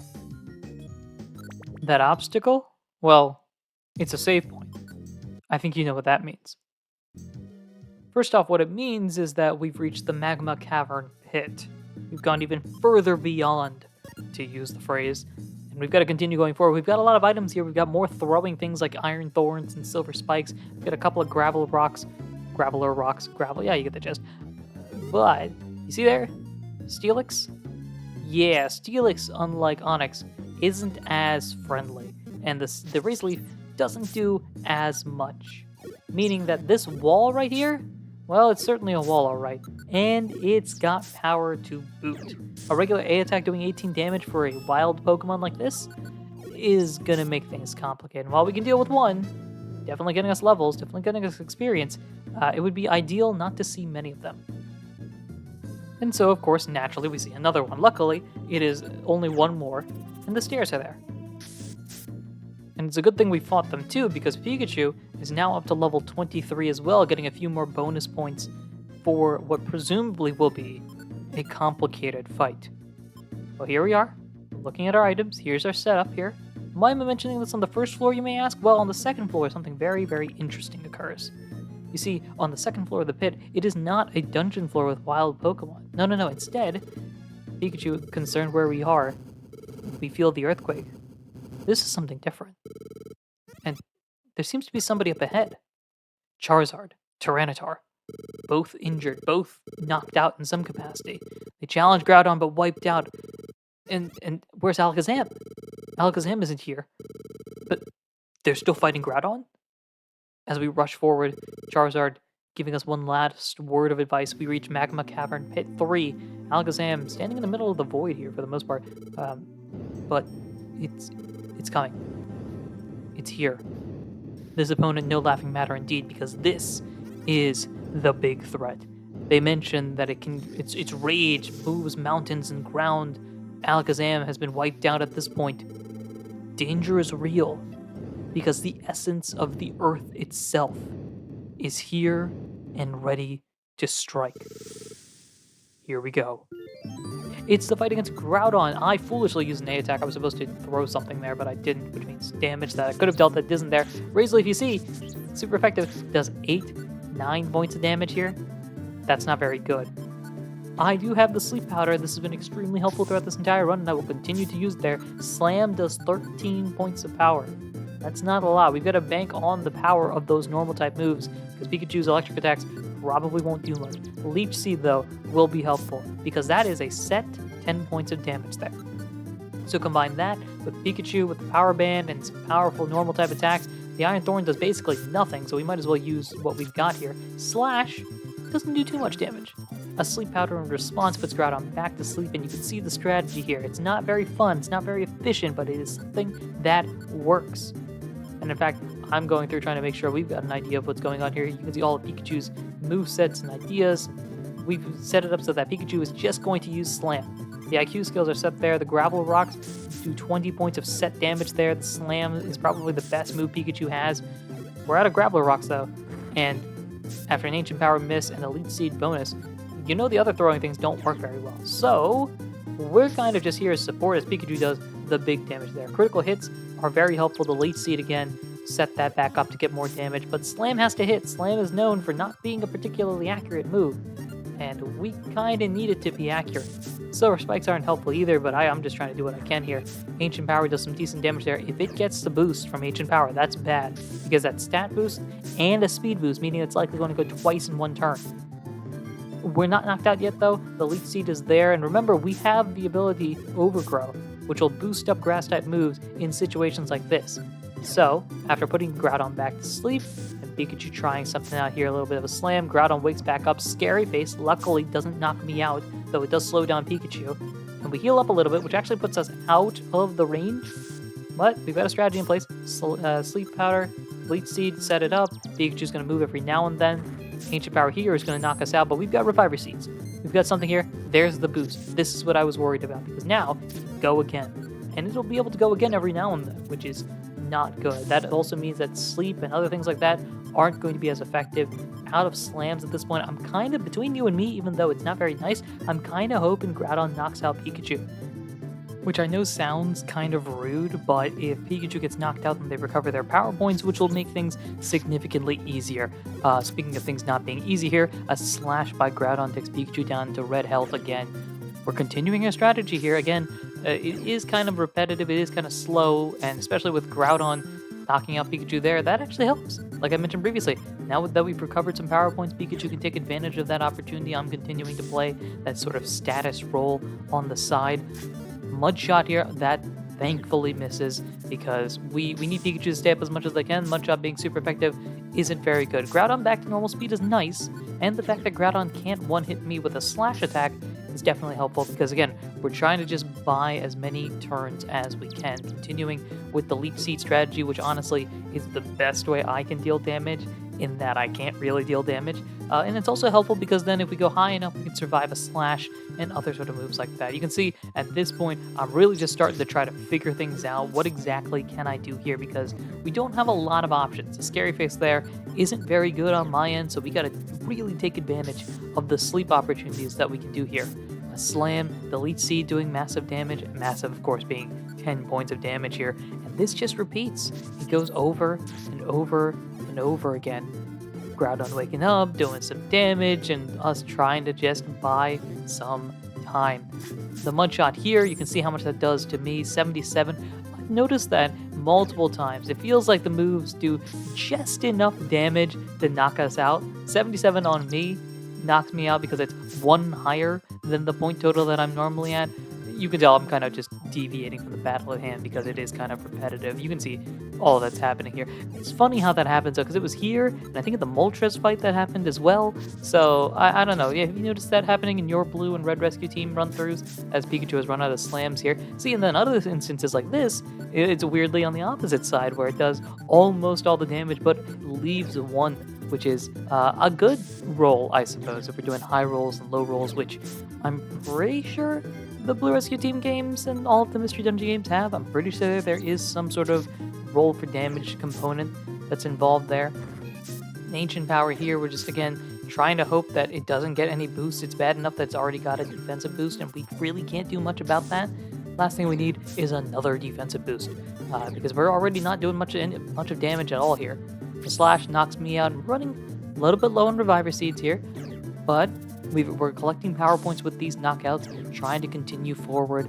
Looking back on it, it definitely would have been helpful maybe to spend an extra day to find an item for myself, probably a special band if I had to guess, just because I think that would do a little bit more damage to Groudon even after the Ancient Powerness, because Razor Leaf here is doing 2 points of damage with the special defense boost, but if we had the special band, then maybe you could do 4 points of damage. Hopefully, maybe. You can tell during this entire playthrough, normally the boss battles are fairly decent leveled here, but the Groudon fight is such a level up, especially if it's able to get the Ancient Power boost, that it is quite literally me biding my time. I can't wait to see when all the editing is done and everything is finalized, how much of this... Actually, that's another question I have. If you guys want to do the math, I might do it. Maybe not. I'm not sure. Maybe after the fact, but it would be very funny to look and see how much of this video is just the Groudon fight, because or this and the final fight, because it's kind of like all of the other challenge videos that are done where the game flies by, but then you look at the time of the video and it's like halfway done because the Elite Four is actually the vast majority of the game here. I'm wondering if that's going to be the case here, especially considering we're doing 2 points of damage, 1 point of damage, not much damage. And then we're trying to buy some turns with Sleep Powder, which actually makes this battle a little bit longer. The paralysis there, though, is definitely helpful. That's 2 different ways that Groudon is unable to move. And the Leech Seed doing a little bit more damage. We're just continuing to chip away at the health. It's getting there. Fun fact, I've segmented this recording section out a little bit just to make it easier to view here. And I believe we're around 10 minutes into the fight, just to maybe a little bit less. So, and I'm also trying to keep the entire fight in by talking about it right now, because when I edit this back afterwards, I'm going to be looking at where the silences are and then cut those out. And so I obviously don't want to cut out any of the Groudon fight in case you want to see this thrilling action here. I'm also fairly certain there's a decent population that's just like skip to end, keep going, click the right arrow key to move forward a few steps until eventually somebody loses this. Who it is, though, it would really, really suck if it was us after all this time, because then that would mean that the rest of this video is probably just me doing the Groudon fight again, or zooming through it. Pikachu's been hovering over this low health bar section. If only Pikachu had Overgrow but electric version, that would be kind of fun. I don't know, what would that look like? I'm curious what that would look like. What it looks like, though, is Pikachu getting knocked out with Static. Speaking of abilities, paralyzes Groudon. I'm surprised that hasn't happened as many times as it probably could have. Groudon hasn't really gotten Static too much. It's been mainly Thunder Waves or Thunder Shock Paralysis. Continuing the damage here. Razor Leaf doing 3 points of damage. Honestly, what might be helpful here is if Groudon hits me and puts me in Overgrow territory. That might be the best case scenario, as we are approaching, at least for this segment. This does include a little bit of the pit, but we're nearly 15 minutes into this particular section here, which is definitely fun. Oh wait, we won. Well, there you go. I didn't get any experience points for that because Leech Seed, fun fact, being a status condition feint doesn't give you experience, which is very disappointing. Anyway, we won. We did it. We beat Groudon somehow, some way, 15 minutes into this fight, and Team ACT recovers back. They seem just as shocked as everybody else. Did you do it? Did you win? We did, somehow. Alakazam is just like, hey, listen, don't worry about it. It only lost control because of the chaos that was occurring. But then another earthquake appears, and clearly Groudon being awakened isn't the only issue at hand, as we return to Pokemon Square. Returning to Pokemon Square, we find the entire town cheering us on, basically being like, "This is great, you guys did it. You're beating legendary Pokemon, you're fugitives. That is very surprising." And when we're out here like, "Yeah, we somehow did it." Pelipper with a special edition provides that extra bonus points there. Team Recreation is a first-class rescue team. We have done our job, but there is something, as Blastoise makes fun of Pikachu, something appears here, a voice in our heads. The voices coming here, but it's not just me this time. It's everybody hearing this voice. And as we take a little bit of time to figure out what it is, Pikachu recognizes it. It's Xatu. Xatu using their telepathy to call out to us, tells us that a star is falling from the sky. A giant star falls straight towards us, right about there. And what is it? A large meteor asteroid. This is big deal thing. And that is charging at us. The balance of the world is being tested because of that star, and if it keeps coming, it'll crash into the world, and bad things will happen. So, a solution has to be made, right? Xatu has an idea. Call Rayquaza. Rayquaza, the being of the sky, the same way that Groudon is the being of the ground and Kyogre the being of the water. There's the being of the sky with Rayquaza. You send Pokemon up there to persuade Rayquaza to basically figure it out. And after a little bit of discussion here, we know who that team is. It's me and Pikachu. Xatu discusses with Alakazam an idea, a strategy, and tomorrow we will enact that strategy. So, tomorrow we're about to go to the sky to meet up with Rayquaza and hopefully solve the problem, destroy the meteor. Maybe we can persuade Rayquaza. That's going to be calm, cool, and collected, right? There won't be any issues there. After some preparation, Pikachu and I decide that we are ready to go to the sky. We are ready to go. We leave tomorrow, so we rest tonight. This night, though, we get another dream. But not just any dream. No, because the other dreams have been hopeful. This one feels like a nightmare. Like a voice in the head disrupting everything. The void it feels terrible. And little do we know, there is somebody inside our house using Dream Eater. Gengar mentions that you're also human before. Very, very interesting. But something seems to be coming. Something seems to be shining in. Something appearing from that hole in the roof I was talking about. Pikachu, we didn't clear it up. Well, apparently it helped to save us here. As it comes in, the pain goes away and clears things up as the dream becomes more of a dream. And Gardevoir reappears. So, Gardevoir goes on to explain, why are you here? You have come here to save this world. The world faced extinction, but we couldn't find a hero in this world. We found a human that could help us, a human in a different world. And so, after a little bit of understanding and a little bit of a test, we transformed into a Pokemon to prove our worth as a hero, to prove that we really are the good guy that we thought we were, or at least that they thought we were, and transformed into a Pokemon to come here to save the world, to stop this meteor. And when it's done, we can go back to the human world. But that does mean parting with Pikachu. Heartbroken indeed, but it's possible. Gardevoir relates to themselves. They had a friend that they disappeared, they separated from, but they hope to meet again. But it seems like whatever that creature was, whatever was causing that disruption, seems to have disappeared. Nevertheless, we have a mission, and as we wake up that next morning, we have a goal in mind. Stop the meteor, save the day, and then return home. Our destination is Sky Tower, but before we go there, we meet up at the Hill of the Ancients with Alakazam and Xatu, both of whom have an idea in mind of how to send us to the sky. Using something called the Teleport Gem, it'll allow both Pikachu and I to go up to the sky where Rayquaza is, which I guess seems to make sense to them. There it is, the Teleport Gem, a nice shining green item that will deliver both of us to the sky. And so as we accept this gem and are getting ready to use it here, that was made using the power of Xatu, Alakazam, and some ghost-type Pokemon. They must seem bashful. Wonder who they could be. After one last confirmation that we go to the sky to save the day, and after a little bit of contemplation about our role in this matter, and understanding that this will likely be the final adventure we have with Pikachu, we use the gem and teleport to the sky. You can see a flash of light here that sends both of us straight upwards. Where we appear?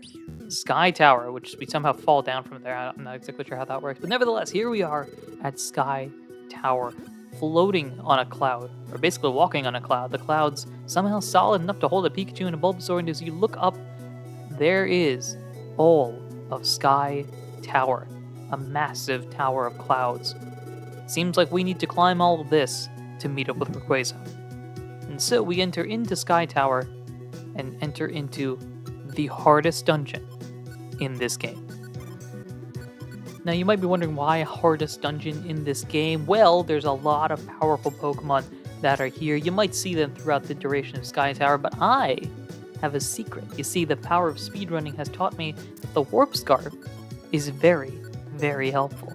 You see, what the Warp Scarf allows you to do is randomly teleport to various different floors or various different rooms on this floor, which is extremely helpful to avoid enemies and find the stairs quickly. Is this a cheat? Not literally a cheat, but it is, a fun little bonus thing here. The downside for this, though, is that if we ever need to fight a real enemy, such as this Shuppet, for example, they could easily destroy us. It's a risk that I'm willing to take. Let's just see how successful that risk is. After 25 floors of terrifying moments, we somehow survive, though using a lot of reviver seeds in the process, and we reach a midpoint. And you know what happens at midpoints. Now granted, there was an instance where it didn't happen at a midpoint, but you know what happens normally at midpoints. And the wild thing is, as you can see here, we only got a couple of reviver seeds, so if anything really dangerous happens, we may not be prepared. But what's the worst that could happen? Sure, this is the final dungeon in the main game, but it can't be that much difficulty, can there? I mean, sure, there are Pokemon like Metagross, Flygon, Salamence, and even Claydol, but I mean, all you have to do is just make sure you put everybody to sleep, which the cool thing about status moves is that it attacks as a everybody around you sort of move, which is definitely helpful. And you just kind of gang up on all these enemies at once, cross your fingers that you have enough moves and damage that you can deal to each of them, and get some levels and experience points in the process. You can see we're now at level 24 for both of us, though again, the lack of item for me besides the Warp Scarf every now and then probably isn't the best strategy, but we're collecting a lot of experience points, finding a lot of enemies. There's another Flygon, and getting through this, honestly, pretty well. And finally, we reach the 9th floor. The Sky Tower Summit, 9th floor, we get to the top of the tower. And a voice appears from the sky, even further beyond what we can see. Rayquaza appears. We try to explain that we need their help, but Rayquaza complains. You seem frustrated. I, as a being of the sky, stay here, and I've been here for hundreds of millions of years, and you land people, why are you up here? We're fighting. Defying the laws of nature, prepare for the end. And here is the boss fight. You can see the moveset that we've got here: Thunder Shock, Thunder Wave, Slam, and Quick Attack on Pikachu's end. I'm out here running a very status-heavy Vine Whip, Leech Seed, Sleep Powder, and Razor Leaf, which probably isn't the best for a dragon flying type, but hey, them's the breaks when you end up with a Bulbasaur. We start off with a Silver Spike and does 3 points of damage. Not a great sign, because the spikes and the thorns are kind of based on your level difference from what my understanding is of how they work, meaning we're in a pickle. So back to the old strategy of status moves and making sure Rayquaza does as little as possible. We get the Thunder Wave up, we get the Sleeping up, we get the Leech Seed up. I try an Iron Thorn here, that does only a couple points of damage as well. Quick Attack does 9, so that's helpful. Pikachu at least can do some damage with the normal type moves. What we can do, though, is kind of limited. You can see here, I'm trying to basically figure out any sort of strategy here. I'm trying to do some math, figure out which move is stronger, which one's better. Well, we have critical hit possibilities with Razor Leaf, Vine Whip, decent. but it might do a little bit more, it might do a little bit less. We get the sleep up as well. That's the important thing. I think we want to keep you asleep as much as possible. And then we start attacking there. The critical hits are big. You can see there, a critical hit Razor Leaf did 18 points of damage as it was quad ineffective. That is decent. Critical hits are very, very helpful there if we can take advantage of that in some capacity. We've got the special band put on us now. That's going to boost our Razor Leafs and find what's even more. And Pikachu using Thunder Shock and all that is kind of just being, take advantage of the fact that Rayquaza's part flying and, more importantly, stab, and even more importantly, the paralysis that we can get potentially with Thunder Wave sometimes missing. Leech Seed is always there as well to do additional 10 points of damage every now and then, so there's a potentially better situation here as long as we manage everything properly. Potentially better than the Groudon fight, who had the ability to boost up their own stats and make things take even longer. This one could be quicker. The only issue is that Rayquaza at any moment in time can kind of just blast us to smithereens. So far, we've been pretty lucky. As a reminder, we only have 2 Reviver Seeds, and that miss on the Dragon Claw, very, very clutch. We put Rayquaza back to sleep. We add another Thunder Wave here because at this point, I'm trying to stack them up so that if one of them disappears, the other one might still be there.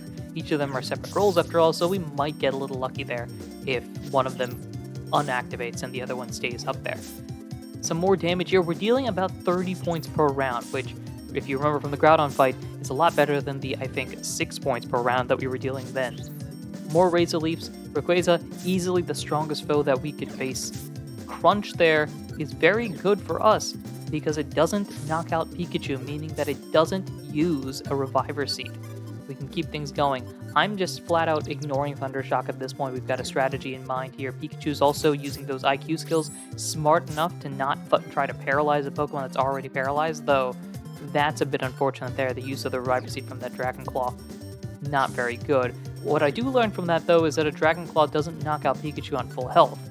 However, that could be just a different role here. I'm actually going through and trying to do some mental math here of how much damage we're dealing.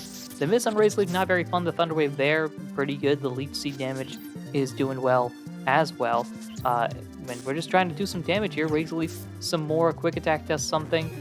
Double status clearing is fine. If it misses, Rayquaza goes back to sleep. Slam. Rayquaza wakes up. Takes some Leech Seed damage. Again, you can see the graph. There's a bar in my head of how much health Rayquaza has, and it's dropping pretty fast. It's dropping faster than I thought. So as long as I can keep this damage going, it feels like I have a shot here. And somehow, some way, an opportunity to win this fight here. Though, obviously, Rayquaza waking up and dealing 20 damage points just randomly whenever it feels like isn't the best either. A Slam there does some more damage. The Leech Seed tacking on some points as well, and you can see at this point, I'm feeling like there's a real shot here. We only have 1 Reviver Seed, so the fact that Rayquaza basically needs to be asleep this entire fight is very, very important. There's some more damage not only from the Leech Seed, but from the Slam. The Razor Leaf does nearly 20 points of damage. Quick Attack does nearly 10. There's the knockout. That's our final Reviver Seed. We are in a pickle if we get down to low health. We get the Leech Seed back up after putting Rayquaza back to sleep. Another Quick Attack here wakes up. The Dragon Claw doesn't knock us out, and we are healed a little bit. That's actually not great because that means Overgrow isn't going to work. I'm pretty sure it only works when we're into the red health. But it's fine. We're still alive. We still got a shot here.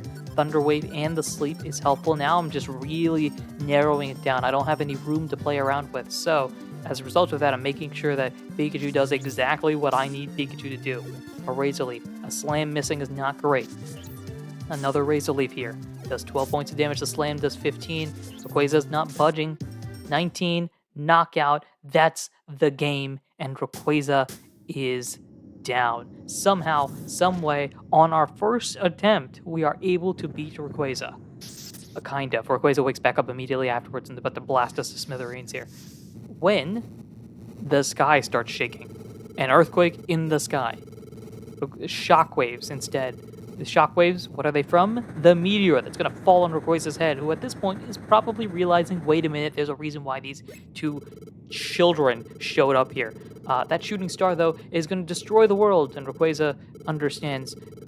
They go on to explain that their Hyper Beam, if they use it, we will be damaged. We say, forget that, break the meteor, and Rayquaza prepares the Hyper Beam. The beam clash, Bam! I think Rayquaza says there, "Take charge of your destiny," which is such a good line as it blasts the meteor and everything explodes. Pikachu flies off the clouds, presumably we fly off the clouds. Rayquaza flies off in a more calm manner, seeing as they can actually fly. And we wake up in the void. A dream? No, this isn't a dream. Adrift as a spirit here when Gengar appears. Gengar, making fun of us still, decides to drag us to the dark world. That should do it. Oh, that's not fun. So Gengar dragging us to the dark world. Although, Gengar seems confused. They seem like, what? They took the wrong path? Gengar decides, okay, I guess we'll just leave you here. Gengar's unsure which way is which. So decides to just leave us here. And goes off. Where is here, you might ask? Well, here is the Hill of the Ancients. We're back. Pikachu's back as well, and we are up and at 'em. The entire squad is here. Everybody from the town square is back as we recover Stretch the Bones, and Pikachu understands as well. Gengar actually saved us. It seems like they had a conflict of morality, and Gengar decides to save the day. Xatu goes on to explain the star has been destroyed. Though it's not right away, the disasters will soon stop, meaning that we saved the day. And you can see the Pokemon Square is all fine and dandy. Everything's going smoothly. You can see Wishcash happily splashing about in their pond, Kecleon probably doing some sort of shady business deal because, they'd be like that sometimes. But we respect it. Not really, but kind of. They help us in the dungeons occasionally. So things are going good. It's a celebration. Everything's going smoothly. But there is that nagging thought, in the back of my head at least, that said at the very beginning this was the final adventure. And so as Blastoise is about to blast Lombre off the Hill of the Ancients, we think to ourselves, wait, if this is the final journey, and we hear that voice in our head, Gardevoir appears, thanking us for returning peace to the world and saying that our time has ended. And you can see the light bubbles appear from us. Our time here in this world is over. Coming into this, I didn't expect it to quite literally be this case, but we spent an entire month as a Pokemon. And it's now time for us to go. It's a sad moment indeed. As we go on to explain, my role as a Pokemon is ended. It is time for us to return to the human world, because our role has finished. We tell Pikachu, you will always be my friend. I will always attempt to capture you in the various different games that appear, but my time here has ended. And so, in a flash of light, our spirit rises up and departs, leaving behind the friends, nay, the family that we built over the past month here on Pokemon Blue Rescue Team. And that ends this playthrough. I'm going to continue it, let it go as we continue talking about this. This was a blast. Now, this one I chose specifically because it was the very first Pokemon game that I played. There isn't as much customization and mystery with this as there will be in the main series games, so it is more of just a standard playthrough of Blue Rescue Team, and you just very early on know what the partner combination is, so you know how the journey's generally going to go. Maybe not necessarily the strategies that I used in this and how much better they were than Young Self, which is just attack everything and maybe use the moves occasionally. So there was definitely a difference between what I did then and what I'm doing now as I rise into the sky, my spirit, nay, my soul rising to the sky. But this was an absolute blast. I've been doing so many challenges in the Blue Rescue Team game, which I think I mentioned this earlier in the video. You can check out by going and checking out the main channel, the Ahdurin Region channel. I've done a number of different challenges in the Blue Rescue Team game, most of them either starter studies or various different challenges like trying to beat the game without Poke, which was harder than you might think, or, trying to beat the game using only Ditto as both me and the partner, or using, I think, Explosion every single time, a Metronome challenge. I've done so many different challenges that it was nice just to go through and play it regularly without any rule sets, without any complications, and it was nice. It was calm, it was cool and collected, and I was very happy about being able to go through this game one more time and sharing how I did it this time, and a little bit of the story behind what eventually fueled into what you're seeing here, this channel, the various other channels that I do, the various other Pokemon things that I do, which is very, very exciting. I'm glad to see the support on the channel so far. This is me more just rambling to you, so if you like to hear that. I'm glad to see the support on the channel so far. It's been very exciting to see both people that have known me from other things and new people find this channel. And while at this point there aren't many uploads as of yet, because each one is kind of a journey of itself, this video is half the length of the first main video on the channel, and this is already a pretty long video as it is. I am excited about what the future of this channel holds. I'm already thinking of plans of what to do for the next pack run, for the next documentary sort of thing, which I initially pictured it to be quite literally a documentary, and this turned more into just a storytelling experience. But I think next time I'm definitely going to try to lean more into a little bit more scripted content, a little bit more focus there for the next documentary. Try that out. Leave your suggestions below of what you want to see when it comes to this, because the next thing that I'm going to do, I'm just going in order of the games that I played and the order that I played them. So the next thing that I play is the first main series game that I ever played in the Pokemon franchise, which I might have mentioned before. I'll keep it a secret for now. That'll be the next documentary, standard, casual playthrough thing you'll see on this channel, which leave your guesses if you don't know, and if you do know, don't leave your guess. You might know. So, leave it a surprise. I'll give you a hint. If Blue Rescue Team was the first game I played, then you can guess the main series thing will be something around this time frame. Obviously, it's not going to be like Scarlet and Violet, right? I did take a 20-year gap. How long has it been? It's forever. A long gap from there. There's another video coming out later this month, because this is coming out on the 13th of August. There's another video coming out later this month, and we're slowly getting better and better at the timing and the production schedules and everything like that, which I'm very excited about. I'm also doing all of this, and I'm saying all this now because I wanted the credits to play. I like having the credits play during the run-through as we return back to our situation here. We're flying back to the human world, but we think to ourselves, wait a minute, I don't want to leave. I had so much fun. There were so many things to do. There were so many friends that I made. I didn't complete the Pokedex. I want to stay longer. I wanna go back to the peoples that I know, the fam, the squad, the amigos. Literally, we only spent a month here. Doing the calculations, you can see there, this is probably undervaluing how many days we actually spent there, but we literally spent a month in this universe. We got to spend a little bit more time. And so, as we jump back down to the main world here in front of the house built after a Bulbasaur, a beautiful flag, and Clover, the mailbox Pikachu's depressed there. The light shines on the road. And what could that light be? And as that light dissipates, Bulbasaur is back. Ahdurin is back. Here, back home. Pikachu's excited. The town square is excited. Everybody's confused at what's going on. But we get to live another day and continue this challenge. And that is the end of this video. Thank you so much for listening, watching, and supporting this entire run through and watching the Blue Rescue Team documentary. Until next time, the next adventure, take care.